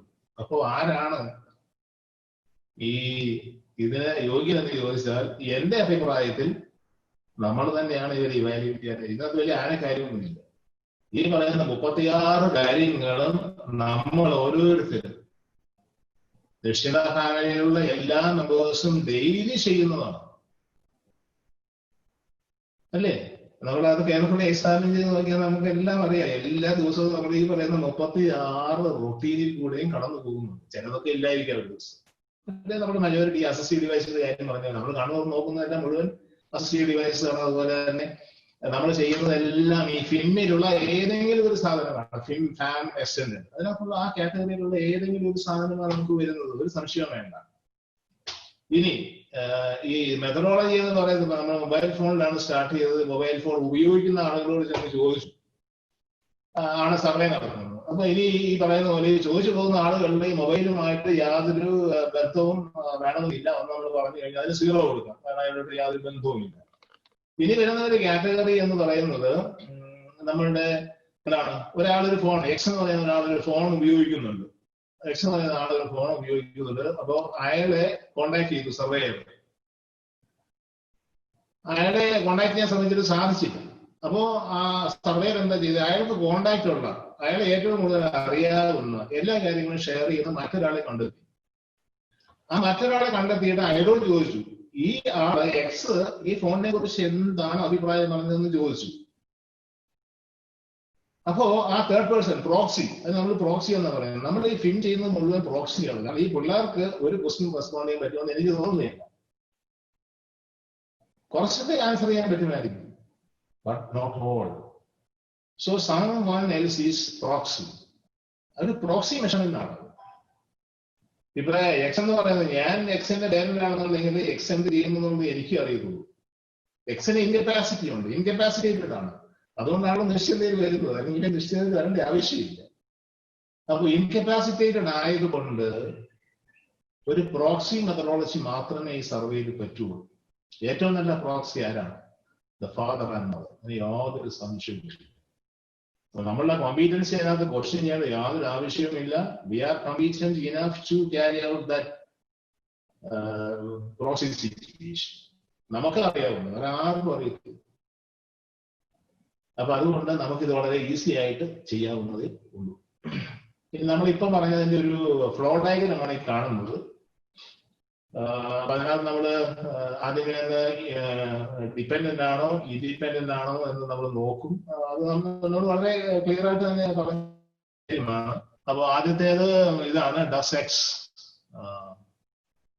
receives help to perform this task. ഇതൊരു ഡിസിഷൻ മേക്കിംഗ് ബ്ലോക്കാണ്. പേടിക്കേണ്ട ആവശ്യമൊന്നുമില്ല. This is very simple. അപ്പൊ ഇതിന് രണ്ട് റിസൾട്ട് ഉണ്ടാവും. One is yes and other one is no. Help ഉണ്ടെങ്കിൽ ബാക്കി റിമൈനിങ് എത്രയാണ്? 5. ഹെൽപ്പ് വേണ്ടെങ്കിൽ ഇൻഡിപെൻഡൻസ് ആൻഡ് മോഡറേറ്റ് ഇൻഡിപെൻഡൻസ്. ഇനി ഒരു ഹെൽപ്പും ഒരു അഡീഷണൽ റിക്വയർമെന്റും വേണ്ട, ടൈം കീപ്പിംഗ്, അതേ സമയത്ത് തന്നെ അത് ചെയ്തു തീർക്കാൻ പറ്റുന്നു എന്നുണ്ടെങ്കിൽ, കൂടുതൽ സമയം എടുത്തു കഴിഞ്ഞാൽ അത് വേറെ കൂടുതൽ സമയം വിൽ ഗോ ടു മോഡിഫൈ. അവർക്ക് സേഫ്റ്റി കൺസിഡറേഷൻസ് നോക്കാനുള്ള ഒരു സംവിധാനം കൂടി. സേഫ്റ്റി, നമ്മള് കുളിക്കാൻ പോകുന്ന കുളിമുറിയിലെ കേസ് തന്നെ പറഞ്ഞപ്പോൾ അതിനകത്ത് സ്വിച്ചസ് ഉണ്ട്, വേറെ പല കാരണങ്ങളുണ്ട്. അറിയാതെ അൺപ്ലഗ്ഡ് ആയിട്ടുള്ള ഒരു സ്വിച്ചിലേക്ക് വെള്ളം കോരി ഒഴിക്കുക, അല്ലെങ്കിൽ സോപ്പ് എടുത്ത് ഭക്ഷിക്കുക, ബാത്റൂമിന്റെ വെള്ളം കുടിക്കുക, അങ്ങനെയൊക്കെ ഉള്ള ഒരുപാട് സേഫ്റ്റി മെഷേഴ്സ് അതിനകത്ത് നമ്മൾ അണ്ടർ പ്രിപ്പറേഷൻ, അതെല്ലാം ലിസ്റ്റിംഗോടുകൂടി നടന്നുകൊണ്ടിരിക്കുക. അപ്പൊ അതൊക്കെ നമ്മൾ നോക്കേണ്ടതായിട്ട് വരും. ഇനി നമ്മൾ താഴത്തേക്ക് വന്നു കഴിഞ്ഞാൽ ഇനീഷ്യലി ഹെൽപ്പ് വേണ്ട ഒരു സ്റ്റേജിൽ നമ്മൾ ഹെൽപ്പ് ഏത് രീതിയിലാണ്, ഫിസിക്കൽ ഹെൽപ്പ് വേണോ, സൂപ്പർവിഷൻ മതിയോ എന്ന് നമ്മൾ നോക്കും. അപ്പോൾ സൂപ്പർവിഷൻ മതിയെങ്കിൽ അടുത്ത സ്റ്റേജിലോട്ട് പോകും. നമ്പർ 5 ആണ്. ഇനി ആദ്യമേ 100% നമ്മൾ 100% നമ്മൾ 50-50 ആയിട്ട് ഡിവൈഡ് ചെയ്യും. അപ്പോൾ ലെസ് ദാൻ 50 വരും, ഗ്രേറ്റർ ദാൻ 50 വരും. ഓക്കെ. ഇനി ഗ്രേറ്റർ ദാൻ 50 ഇൻസിഡന്റൽ അസിസ്റ്റൻസ് ആണോ എന്ന് നോക്കുക. അതായത് കെയർ ടേക്കർ വല്ലപ്പോഴും ഒക്കെ പോകുന്നുണ്ടെങ്കിൽ അത് മിനിമം അസിസ്റ്റൻസ് ആണ്. അല്ല, ഫുൾ ടൈം ആ 50% കെയർ ടേക്കർ കൂടുതൽ സമയം വരുന്നുണ്ടെങ്കിൽ അത് മോഡറേറ്റ് ആയിരിക്കും. ഇനിയുള്ളത് അടുത്ത 50% ആണ്. അടുത്ത 50% ഇൻസിഡന്റിൽ ആരാണെന്ന് നോക്കുക. ഇൻസിഡന്റിൽ മറ്റേ ക്ലയന്റായിട്ട് എടുക്കുന്നതായിരിക്കും കുറച്ചുകൂടെ സൗകര്യം. അപ്പൊ ഇൻസിഡന്റൽ ആക്ടിവിറ്റി ചെയ്യുന്നത് ക്ലയന്റ് ആണെന്നുണ്ടെങ്കിൽ 1 ക്ലയന്റ് അല്ലെന്നുണ്ടെങ്കിൽ 2 ആയിരിക്കും. This is the methodology. ഇത് ഒരു വെർട്ടിക്കൽ പൊസിഷന്റെ സ്കെയിലിംഗ് ആണ്. നമ്മൾ ഇത്രയും നാളും പറഞ്ഞ അതേ കാര്യങ്ങൾ തന്നെ. കാരണം ഇതിനെ നമ്മൾ ചെയ്യുന്നതെന്ന് വെച്ച് കഴിഞ്ഞാൽ നമ്മുടെ ഡേറ്റ, ഓരോ കുട്ടിയുടെയും ഫിം കാലിബർ നമ്മൾ ഓരോ ഐറ്റത്തിനും മെഷർ ചെയ്യും. അത് കഴിഞ്ഞിട്ട് ഓരോ ഐറ്റത്തിനും ഓരോ 1 to 7 എന്ന് പറയുന്ന ഒരു വാല്യൂ, ഒരു ക്വാണ്ടിഫയർ നമുക്ക് കിട്ടി. എത്ര മാത്രം അയാൾക്ക് ചെയ്യാൻ സാധിക്കും, ക്വാണ്ടിഫയർ. അതിനകത്ത് നമ്മളത് എടുത്തിട്ട് നമ്മളൊരു ഗ്രാഫിക്സിലേക്ക് പോവുകയാണ്. ഇപ്പൊ ആദ്യത്തെ 2 സ്ലൈഡ് നമ്മൾ കണ്ടു, MRI സ്കാൻ ആൻഡ് എക്സ്റേ. അപ്പൊ ആ എക്സ്റേ സ്കാനിനെ കുറിച്ചും MRI സ്കാനിനെ കുറിച്ചും ഒരാളിൽ നിന്ന് റിപ്പോർട്ട് എഴുതാൻ തുടങ്ങി കഴിഞ്ഞാൽ അതല്ലെങ്കിൽ നമ്മൾ 1000 എഴുതിയാലും ആ പിക്ചറുമായിട്ട് യാതൊരു സാമ്യവും ഉണ്ടാവും. നമ്മൾ സയന്റിസ്റ്റ് ഡോക്ടേഴ്സ് ഒക്കെ പറയുന്നുണ്ട്, 1 picture is worth of saying 10,000 words. ഒരു പിക്ചർ എന്ന് പറയുന്നത് 10,000 വാക്ക് പറയുന്നതിന് തുല്യമാണ്. അപ്പോ നമ്മൾ ഈ ക്വാണ്ടിഫൈ ചെയ്തിട്ടുള്ള സാധനത്തെ നമ്മൾ ഒരു ഗ്രാഫിക് ഫോമിലേക്ക് മാറ്റാൻ പോവുകയാണ്. അപ്പൊ അതിന് ബാർ ചാർട്ട് ഉണ്ട്, ഒരു സർക്കുലർ ഫോം ഓഫ് റെപ്രസെന്റേഷൻ ഉണ്ട്. ബാർ ചാർട്ട് ആണ് ഉപയോഗിക്കുന്നതെങ്കിൽ നമ്മൾ അതിനെ ബാർ ഡയഗ്രാം എന്ന് പറയും. അപ്പൊ ഓരോ ഐറ്റത്തിനും ഇങ്ങനെ ഒരു ബാർ ഡയഗ്രാം ഉണ്ടാവും. അതിൽ എത്ര ക്വാണ്ടിറ്റി ആണ് കിട്ടിയതെന്ന് നമ്മൾ പറയും. അപ്പൊ അത് വെർട്ടിക്കലി പൊസിഷൻഡ് ആണ്. ഇനി കോൺസെപ്റ്റ് സെയിം ആണ്. ഇത് നമുക്ക് ഹൊറിസോണ്ടലിയും ചെയ്യാം. അപ്പൊ ഇത് is an example which is positioned in a horizontal way. Horizontal ആയിട്ടാണ് അത് ചെയ്തിരിക്കുന്നത്. നമ്മൾ അത് ചെയ്തിരിക്കുന്നത്. അപ്പോ ഹൊറിസോണ്ടൽ ആയിട്ട് വെച്ചാൽ ഒരെണ്ണതേ ഹൊറിസോണ്ടൽ ആയിട്ട് വെക്കാൻ പറ്റുള്ളൂ. അതുകൊണ്ട് നമ്മൾ ചെയ്യുന്ന വെച്ചാൽ ഇപ്പോ 36 ഐറ്റം ആണ് എല്ലാം കൂടെ വരുന്നത്. നമ്മൾ ഒരു എൻ്റെ സർക്കിൾ വരുമ്പോ 360 വരും. അപ്പൊ ഓരോ സർക്കിളിനെയും നമ്മൾ ചെയ്യുന്നത് അതിനെ നമ്മൾ ഡിവൈഡ് ചെയ്യും. ഇത് ബാർ ആണ്, അതായത് എല്ലാം വെർട്ടിക്കലി ഓരോ ഐറ്റത്തിന്റെയും കിട്ടിയ സ്കോർ. ഇവിടെ കിട്ടിയിരിക്കുന്ന ആദ്യത്തേത് ഈറ്റിംഗ് ആണ്. ഇത് കിട്ടിയിരിക്കുന്ന സ്കോർ 7 ആണ്. രണ്ടാമത്തേത് ഗ്രൂമിംഗ് ആണ്. ഗ്രൂമിങ്ങിന് കിട്ടിയിരിക്കുന്ന സ്കോർ 7 ആണ്. മൂന്നാമത്തേതിന് ബാത്തിങ് ആണ്. ബാത്തിങ്ങിന് കിട്ടിയിരിക്കുന്ന സ്കോർ 5 ആണ്. അങ്ങനെ ഇതിപ്പോ ഫിമിന്റെ മാത്രമേ വന്നിട്ടുള്ളൂ. ഫിമിന് മാത്രമേ ചെയ്തിട്ടുള്ളൂ. 18 ഐറ്റമാണ് അതിനകത്ത് വന്നിരിക്കുന്നത്. അടുത്തതെന്ന് പറഞ്ഞു കഴിഞ്ഞാൽ ഒരു സർക്കുലർ ഫോം ഓഫ് റെപ്രസെന്റേഷൻ ആണ്. അപ്പൊ ഈ സർക്കുലർ ഫോം ഓഫ് റെപ്രസെന്റേഷനിൽ നമ്മൾ ചെയ്യുന്നത് എങ്ങനെയാണെന്ന് വെച്ച് കഴിഞ്ഞാൽ 36 ഐറ്റത്തിന് ഇതിപ്പോ 18 ഐറ്റമേ ഉള്ളൂ. ഫിമിന്റെ മാത്രമേ ചെയ്തിട്ടുള്ളൂ. ഫിം സാമ്പിൾ. ഈ 360 ഡിഗ്രിയെ അല്ലെ ഒരു സർക്കിൾ ഫോം ചെയ്യുന്നത് 360 ഡിഗ്രിയാണ്. Fundamental base. അപ്പോ നമ്മളതിനെ 360 18 ആയിട്ട് ഡിവൈഡ് ചെയ്യും. അപ്പോ nearly comes each division becomes 20. എന്നിട്ട് 20 ഒരു റേഡിയൽ ഡയഗ്രം ആയിരിക്കും. ഇത് ലീനിയർ ആണ്.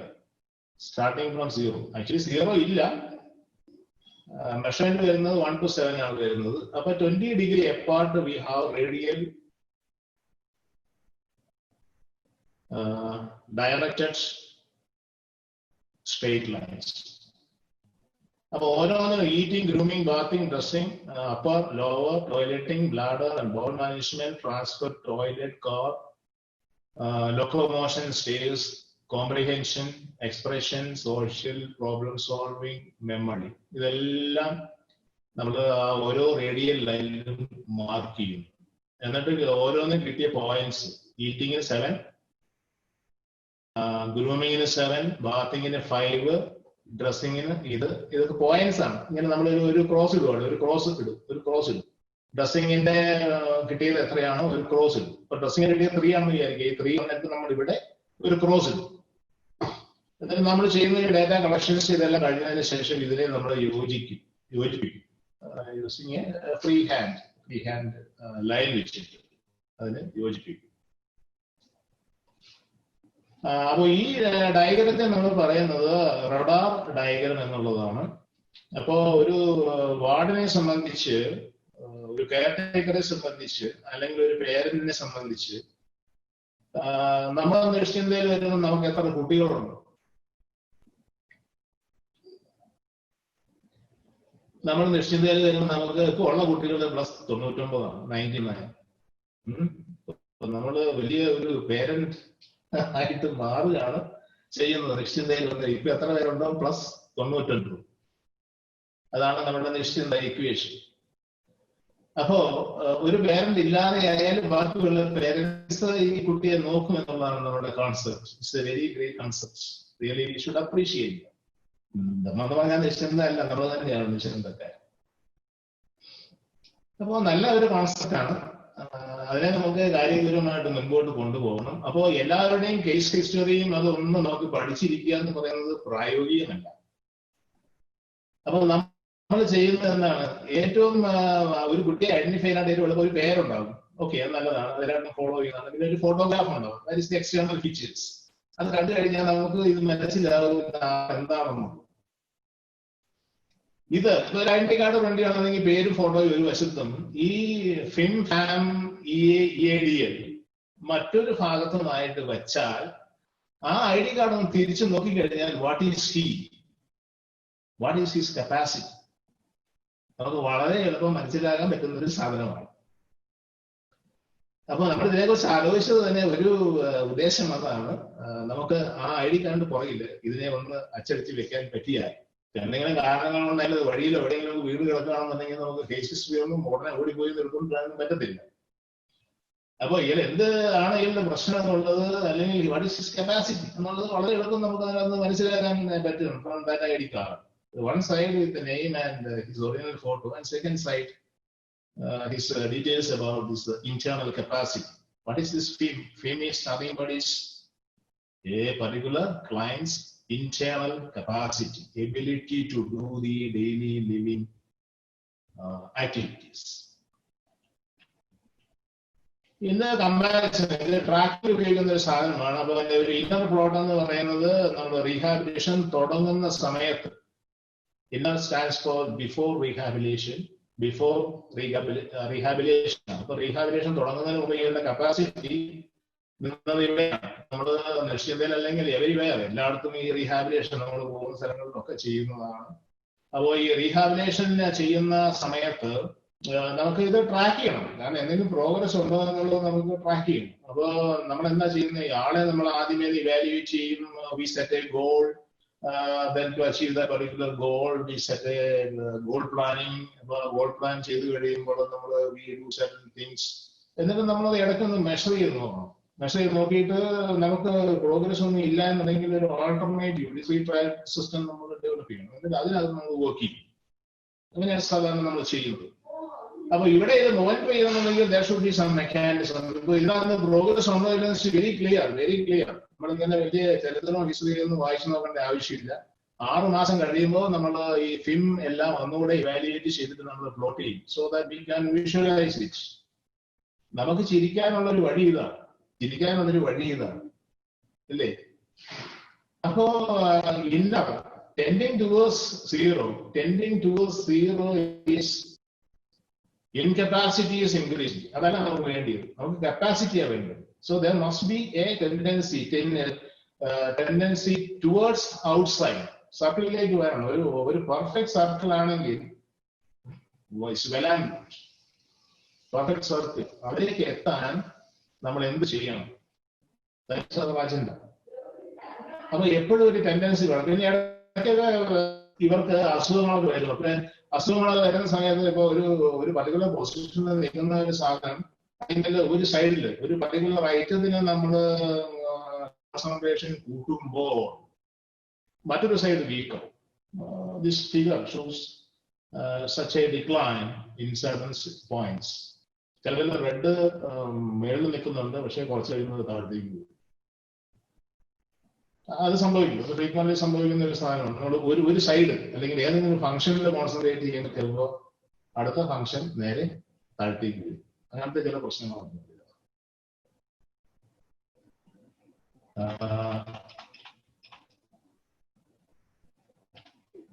ഇത് ഒരു ടിപ്പിക്കൽ എക്സാമ്പിൾ ആണ്. ഒരു ടിപ്പിക്കൽ എക്സാമ്പിൾ ഇവിടെ നമ്മൾ എടുത്തത്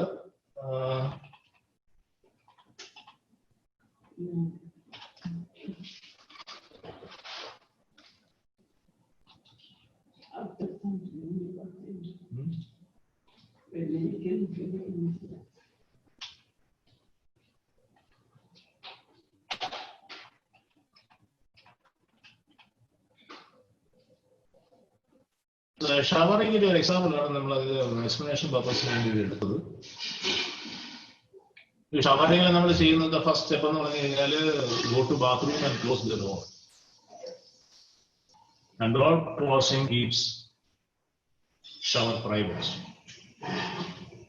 രണ്ടാമത് പറഞ്ഞാൽ റിമൂവ് ദ ക്ലോത്ത്സ്. അത് ക്ലോത്ത് ഡ്രൈ ആയിരിക്കാനോ അല്ലെങ്കിൽ നമ്മൾ ക്ലോത്ത് ചേഞ്ച് ചെയ്യുമല്ലോ, അല്ലെങ്കിൽ വാഷിംഗ്, അതിന് വേണ്ടിയിട്ട് പോകും. ഒരു ഡിസ്ക്രീറ്റ് ട്രയൽ സ്റ്റെപ്സ് ആണ് നമ്മളിവിടെ കാണുന്നത്. ഇനി തേർഡ് എന്ന് പറയുന്നത്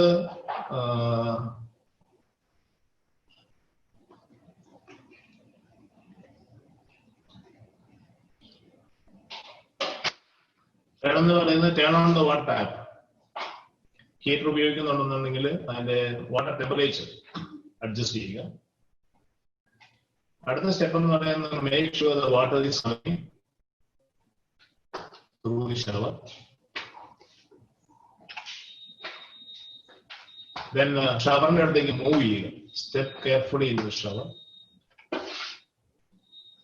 അത് കഴിഞ്ഞാൽ പിന്നെ ആദ്യത്തെ ഒന്ന് ഹെയർ ഷാംപൂ ചെയ്യുക. അത് കഴിഞ്ഞിട്ട് സ്കിൻ വിത്ത് സോപ്പ്. ഷവർ കഴിഞ്ഞു കഴിയുമ്പോൾ turn of the water. Towel എടുക്കുക, ഡ്രൈ ദ സ്കിൻ. ടവൽ ഹാങ്ങറിൽ ഇടുക. Hang of the towel.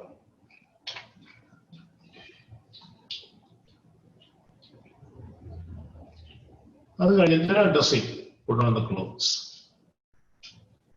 ഇത്രയുമാണ് നമ്മൾ ഒരു ബാത്ത് അല്ലെങ്കിൽ ഷവർ സ്റ്റെപ്പിൽ ഇതിൽ ആക്ടിവിറ്റിയിൽ എടുക്കുന്നു.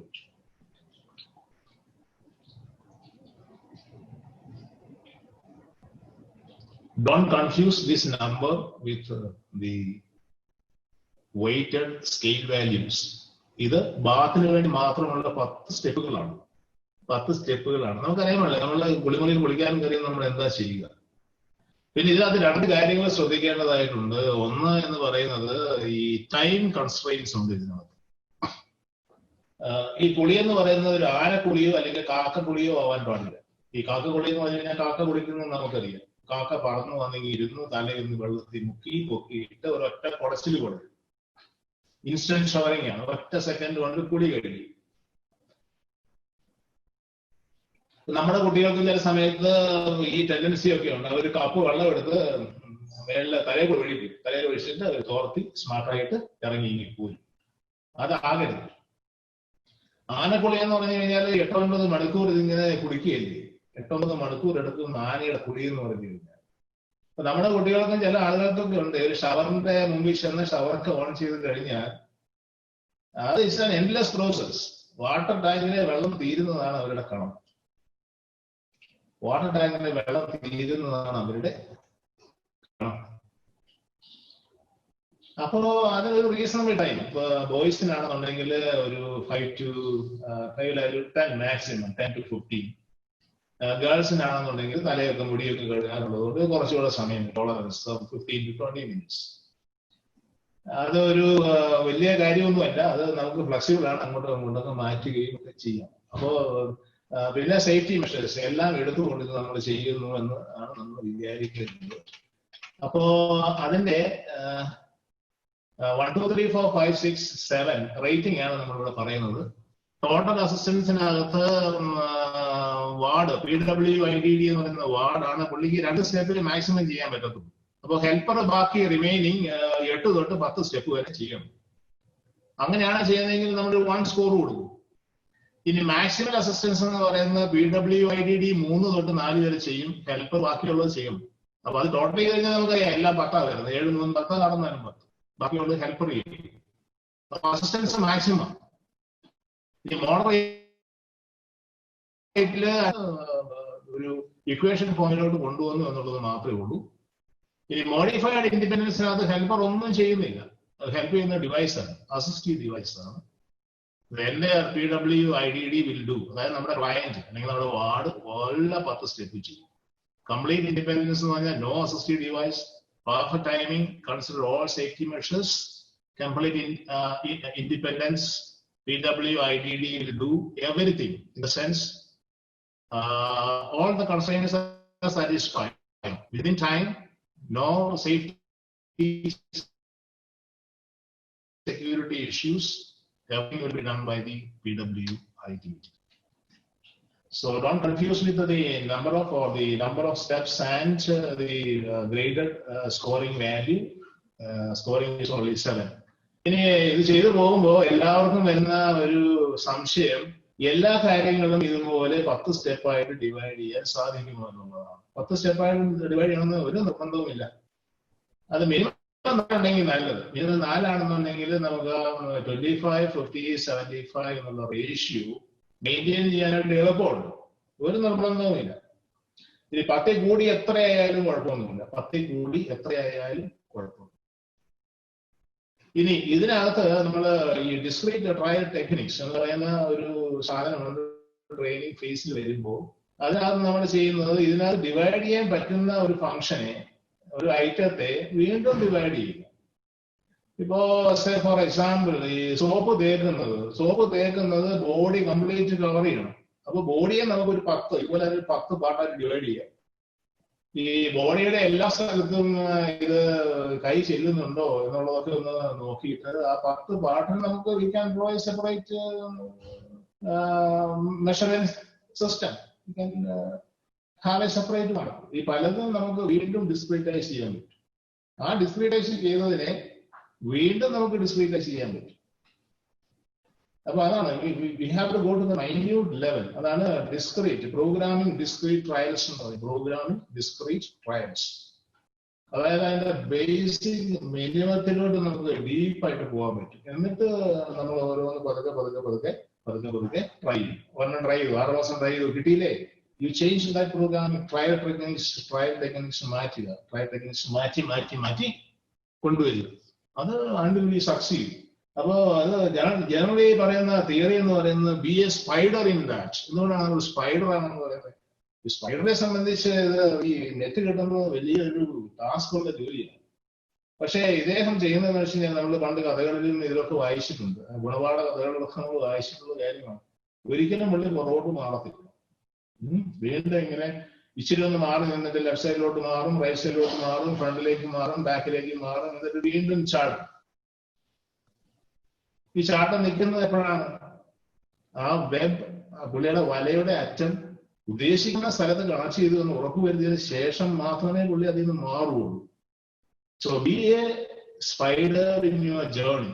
ഒരിക്കലും നമ്മൾ പുറകോട്ട് പോകാൻ പാടില്ല. With hope, inject the hope. അതാണ് നമ്മൾ ചെയ്യേണ്ടത്.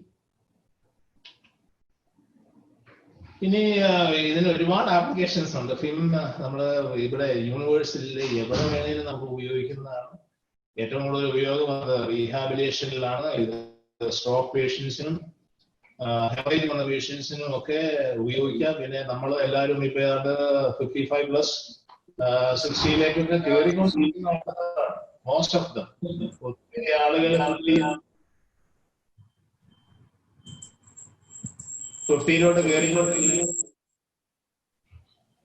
അപ്പോ നമുക്കും ഇതിന്റെയൊക്കെ ആവശ്യം വരും. നമുക്കും ഒരു പ്ലാനും ഒക്കെ അത്രേ ഉള്ളൂ അല്ലേ?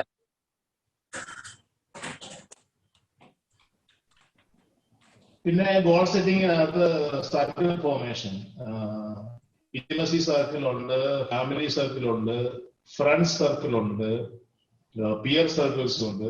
പിന്നെ ഇവരുടെ ഗ്രൂപ്പിംഗ്, എംപ്ലോയ്മെന്റിന് വേണ്ടി ഒരു ഗ്രൂപ്പിംഗ് എന്ന് പറഞ്ഞു കഴിഞ്ഞാൽ ഇപ്പോ എന്താണ്, മെമ്മറിയിൽ ഒരേ കാറ്റഗറിയിൽ വരുന്ന ആളുകളെ നമുക്ക് ഒരു ഗ്രൂപ്പ് ആക്കാം. അപ്പോൾ എംപ്ലോയ്മെന്റിന് ഗ്രൂപ്പ് ട്രെയിനിങ് ഒക്കെ വരുന്നതാണ്. അപ്പോൾ ഗ്രൂപ്പിംഗ് ഈസ് വെരി ഈസി. നമുക്ക് ഇതിന്റെ ഒരു ഔട്ട്പുട്ട് ഉണ്ടെന്നുണ്ടെങ്കിൽ ഗ്രൂപ്പിംഗ് ഒക്കെ വളരെ ഈസിയാണ്. പിന്നെ ദൃശ്യതയില് പിയർ ഗ്രൂപ്പ് എന്ന് പറഞ്ഞു കഴിഞ്ഞാല് ഇപ്പം 7 നിൽക്കുന്ന, അതായത് ഒരു പർട്ടിക്കുലർ ഐറ്റത്തിന് 7 നിൽക്കുന്ന ആളുകൾക്ക് അതിന് താഴെയുള്ള ഗ്രൂപ്പിൽ വരുന്ന അല്ലെങ്കിൽ വാല്യൂസ് വരുന്ന ഗ്രൂപ്പിനെ സഹായിക്കാനായിട്ട് പറ്റും. അവരെന്താണ് ചെയ്തത്, പക്ഷെ ആ കുട്ടിയുടെ കഴിവായിരിക്കാം, അല്ലെങ്കിൽ അതിന് some methodology adopted to achieve that particular level. അപ്പോൾ that has to be communicated to be shared to the lower and scale people. അപ്പോൾ അത് ഒരു വലിയ കാര്യമാണ്. അതുപോലെ തന്നെ അവരുടെ പേരൻസിന്റെ ഇൻവോൾവ്മെന്റ് ആണ് അതിനകത്ത് ഏറ്റവും കൂടുതലുള്ളത്. ഒരു കാര്യം നമ്മൾ ശ്രദ്ധിക്കേണ്ടത്, unless we do something, nothing happens. അവർക്ക് തന്നെ ചെയ്യാൻ കഴിയില്ല. അതുകൊണ്ട് we are the people who are supposed to do something for them. അത് വളരെ ഹൈലൈറ്റ് ചെയ്ത് നമ്മൾ എല്ലാവരും ഓർത്തിരിക്കേണ്ട ഒരു കാര്യമാണ്. ഇനി എന്ന് പറയുന്നത് ഇൻഡിവിജ്വൽ ലൈഫ് ലോങ് എഡ്യൂക്കേഷൻ. ഈ എഡ്യൂക്കേഷൻ എന്ന് പറഞ്ഞു കഴിഞ്ഞാൽ നിർത്താൻ പറ്റുന്ന ഒരു സാധനമല്ല. ലൈഫ് ലോങ് ലേണിംഗ് എന്ന് പറയുന്നത് നമ്മൾ എന്താണ്, നമ്മള് ജീവിതം തുടങ്ങുന്നത് തീരുന്ന വരെയുള്ള ഒരു സാധനമാണ്. നമ്മൾ ആദ്യത്തെ കാര്യം പഠിക്കുന്നത് എന്താണ്? എങ്ങനെ ശ്വാസം വിടാമെന്നാണ് പഠിക്കുന്നത്. നിലവിളിച്ചുകൊണ്ടാണ് വരുന്നത്. അത് ഫസ്റ്റ് ബ്രീത്തിങ് ആണ്. ഇനി അവസാനത്തെ ലേണിംഗ് എന്താണ്? അവസാനത്തെ ലേണിംഗ് എന്ന് പറഞ്ഞാൽ എങ്ങനെ ശ്വാസം വിടാതിരിക്കുക എന്നുള്ളതാണ്. അത് കഴിഞ്ഞാൽ പിന്നെ വിടുന്ന പ്രശ്നമില്ല. എന്ന് പറഞ്ഞതുപോലെ ഈ എഡ്യൂക്കേഷൻ തീരണമെന്നുണ്ടെങ്കിൽ, ലേണിംഗ് പ്രോസസ് നിൽക്കണമെന്നുണ്ടെങ്കിൽ ലാസ്റ്റ് ബ്രീത്തിങ് ആണ്. അതിന്റെ വലിച്ച പിന്നെ പുറത്തേക്ക് വിടാൻ പറ്റത്തില്ല. അപ്പോഴത്തേക്ക് നമ്മൾ വയസ്സായി ലേൺ ചെയ്യുന്നത് അവസാനം പഠിക്കുന്ന കാര്യം അതാണ്, എങ്ങനെ ഇത് പുറത്തേക്ക് ഇടാതിരിക്കുക എന്നുള്ളതാണ്. അപ്പോ എല്ലാവർക്കും വേണം, പേരൻസിന് വേണം ഒരു ലേണിംഗ് പ്ലാൻ, നോ ഡൗട്ട്. ബോധവൽക്കരണമാണ് അതിനകത്ത് ഏറ്റവും വലിയ കാര്യം. അവർക്ക് പഠിക്കാൻ പറ്റത്തില്ല. അപ്പോൾ നമ്മൾ പഠിച്ച് സംഭവം നമുക്കറിയാവുന്ന ലാംഗ്വേജിൽ ഭാഷയില്ല, അവരോട് ചേർന്ന് നിന്നും കെട്ടിപ്പിടിച്ചുമൊക്കെ ആകുമ്പോൾ നമ്മൾ പഠിച്ചതൊക്കെ കുറച്ച് അവരോട് ചെന്നു. അതേ ഉള്ളൂ. ഇപ്പൊ ഒരു മൊബൈൽ ഫോൺ വാങ്ങാൻ പോകുമ്പോൾ നമ്മൾ അതിന്റെ ഫീച്ചേഴ്സ് നോക്കി എല്ലാ സാധനങ്ങളും അതിനകത്തുള്ളത് ഒക്കെ ശരിയാക്കിയതിനു ശേഷമാണ് നമ്മളത് വാങ്ങാൻ പോകുന്നത് ഇപ്പോഴത്തെ കാലത്ത്. പക്ഷെ കുട്ടികളുടെ ഒരു കാര്യത്തിൽ മാത്രം നമുക്കത് പൊതുവെ വാങ്ങാൻ പറ്റുന്ന സാധനമൊന്നുമല്ല. ഈശ്വരൻ തരുന്നത് നമ്മൾ വാങ്ങിച്ചു. ചില പോരായ്മകളൊക്കെ ഉണ്ട്.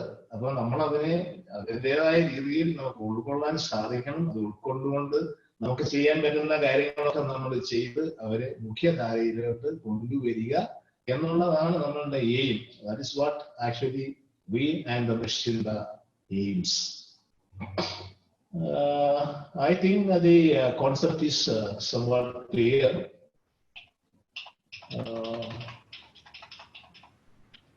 Scaling ആണ് അതിനകത്ത് ഏറ്റവും പരമപ്രധാനമായ കാര്യം. സ്കെയിലിംഗ് എന്ന് പറയുന്നത് വളരെ എളുപ്പമുള്ള ഒരു കാര്യമായിട്ടാണ് എനിക്ക് തോന്നിയിട്ടുള്ളത്. ആപ്ലിക്കേഷൻ നിശ്ചിതയിൽ ഒരുപാട് ആപ്ലിക്കേഷൻസ് ഉണ്ട്, ലോട്ട് ഓഫ് ആപ്ലിക്കേഷൻസ്. ഇതൊരു എക്സാമ്പിൾ ആണ്. ഒരാളുടെ ഇൻഡെക്സ് വാല്യൂ ആണ്, I mean the scoring value ആണ് നമ്മൾ കാണിച്ചിരിക്കുന്നത്. ET 7 പോയിന്റ്, ഒരു കുഴപ്പമില്ല.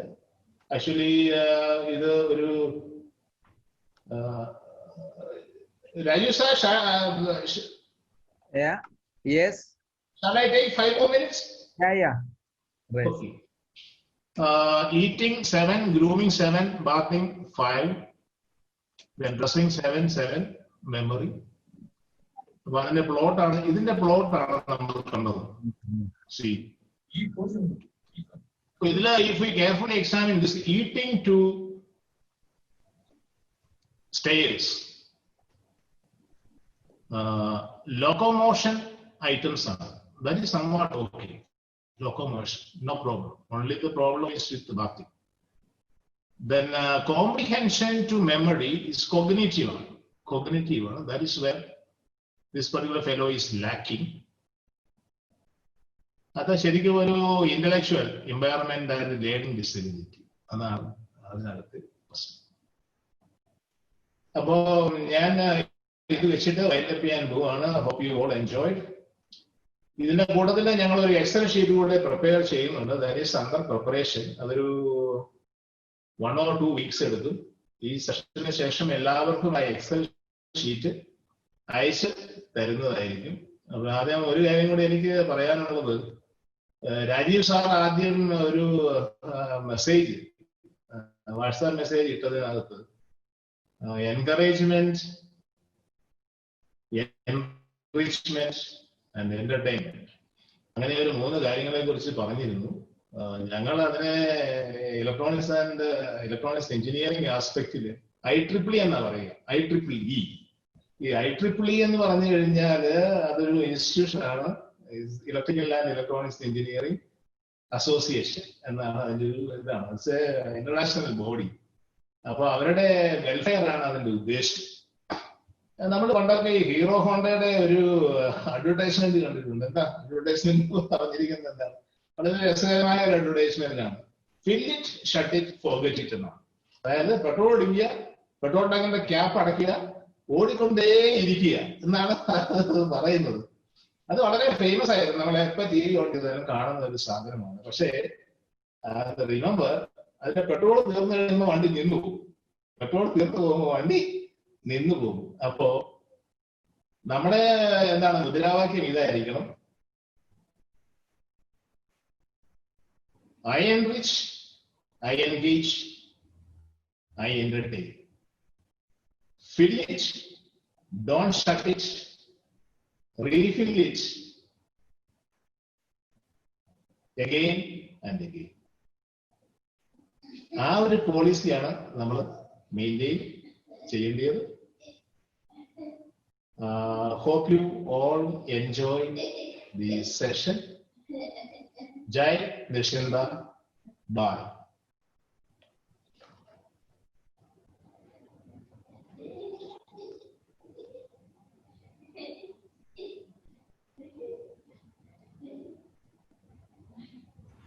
Any questions?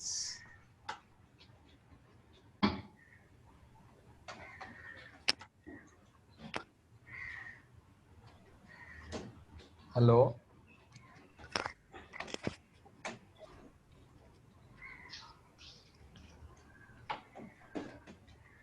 ഇപ്പൊ സാറ് പറഞ്ഞതുപോലെ ഒരു എക്സൽ ഷീറ്റ് ഞങ്ങൾ വർക്ക് ചെയ്തുകൊണ്ടിരിക്കുകയാണ്. സോ ഒരു ഇൻ അബൌട്ട് 2 weeks ടൈം അത് നമുക്ക് യൂസ് ചെയ്ത് ട്രൈ ചെയ്ത് തുടങ്ങാം. For our each parent can start trying it out to measure the functional independence measure. ഒരു ഐഡിയ കിട്ടും നമുക്ക്. അങ്ങനെ കുറച്ച് സമയം അത് ട്രൈ ചെയ്ത് കഴിഞ്ഞാൽ I think then we can start using it in a very methodical way in Nischinda.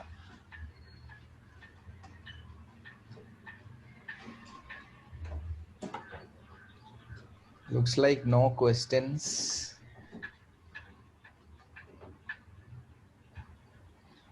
Unni, anything you have to say or? Sir, only one thing, Yeah, eating and swallowing. yeah. Why it is different? See, originally that eating was not, the swallowing part was not considered in the original FIM. No, because when you eat, it should go in, no? No, eating process is up to you take it to your mouth and Oh, അങ്ങനെയാണ് അവർ originally ഇത് ചെയ്തത്.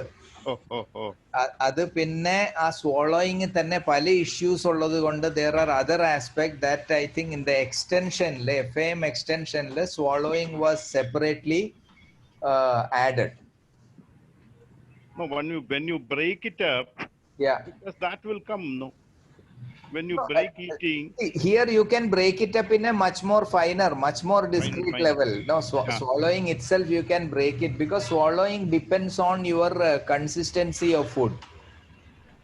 വളരെ solid ആയിട്ടുള്ളത് തൊട്ട് liquid ആയിട്ടുള്ളത് വരെ അതിനിടയ്ക്കുള്ള we have different consistency so it is അങ്ങനെയുള്ള ആസ്പെക്ട്സ് അതിൽ വരും. അപ്പോൾ what we are saying is it is not our creation.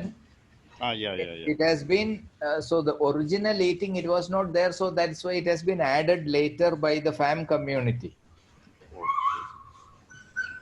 So what we last is if we feel that we want more aspects to be considered after 30 we can keep adding it. After 36 we can 37, 38, 39 we can add which we feel is missing in this and we can do it.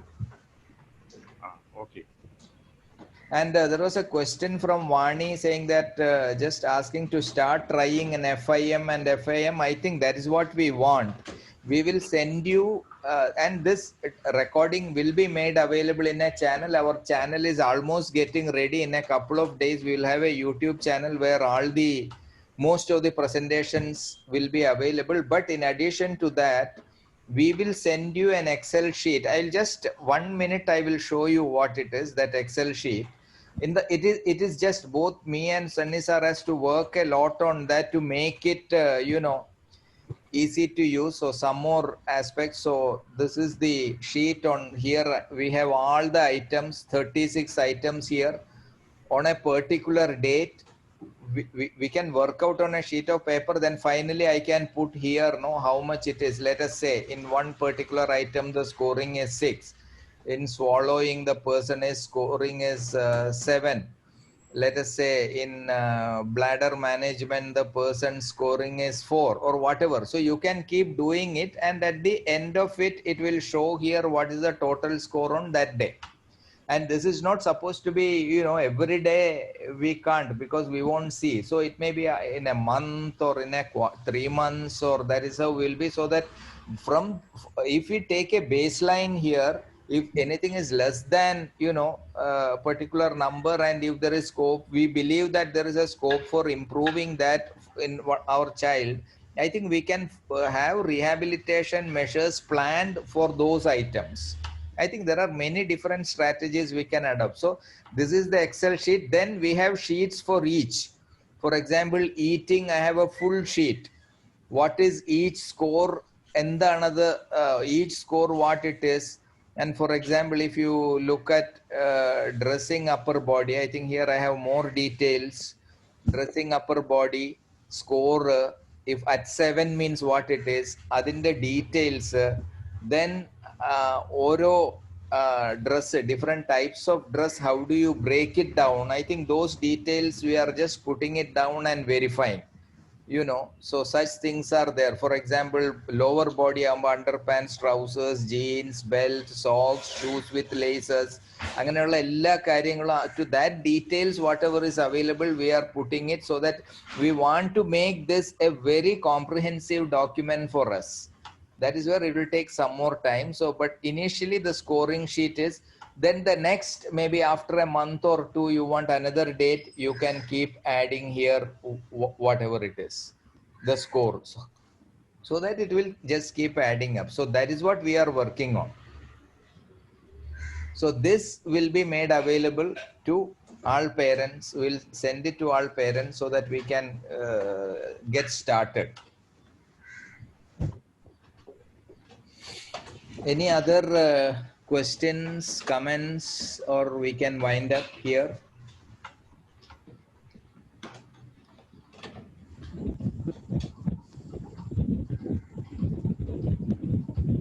So thank you very much. So to everyone who attended the session, എല്ലാവർക്കും നന്ദി and happy Onam to all. I think next few days, at least until the next Thursday's session, we don't have any session. I think let us celebrate Onam. So happy Onam to everyone.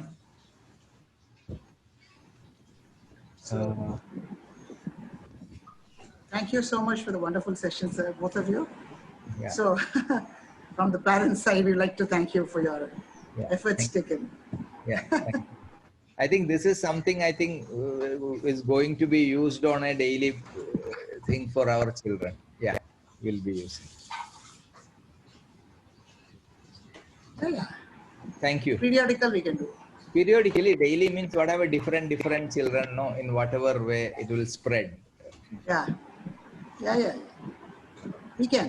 But we can take couple of 2, 3, 4 months now to practice it. It is not that easy to practice, and then not easy in the whether I should give a rating of 6 or 5 or 4. That I think we need to get used to. I think that is what I think let us take some time and get used to it. Yes.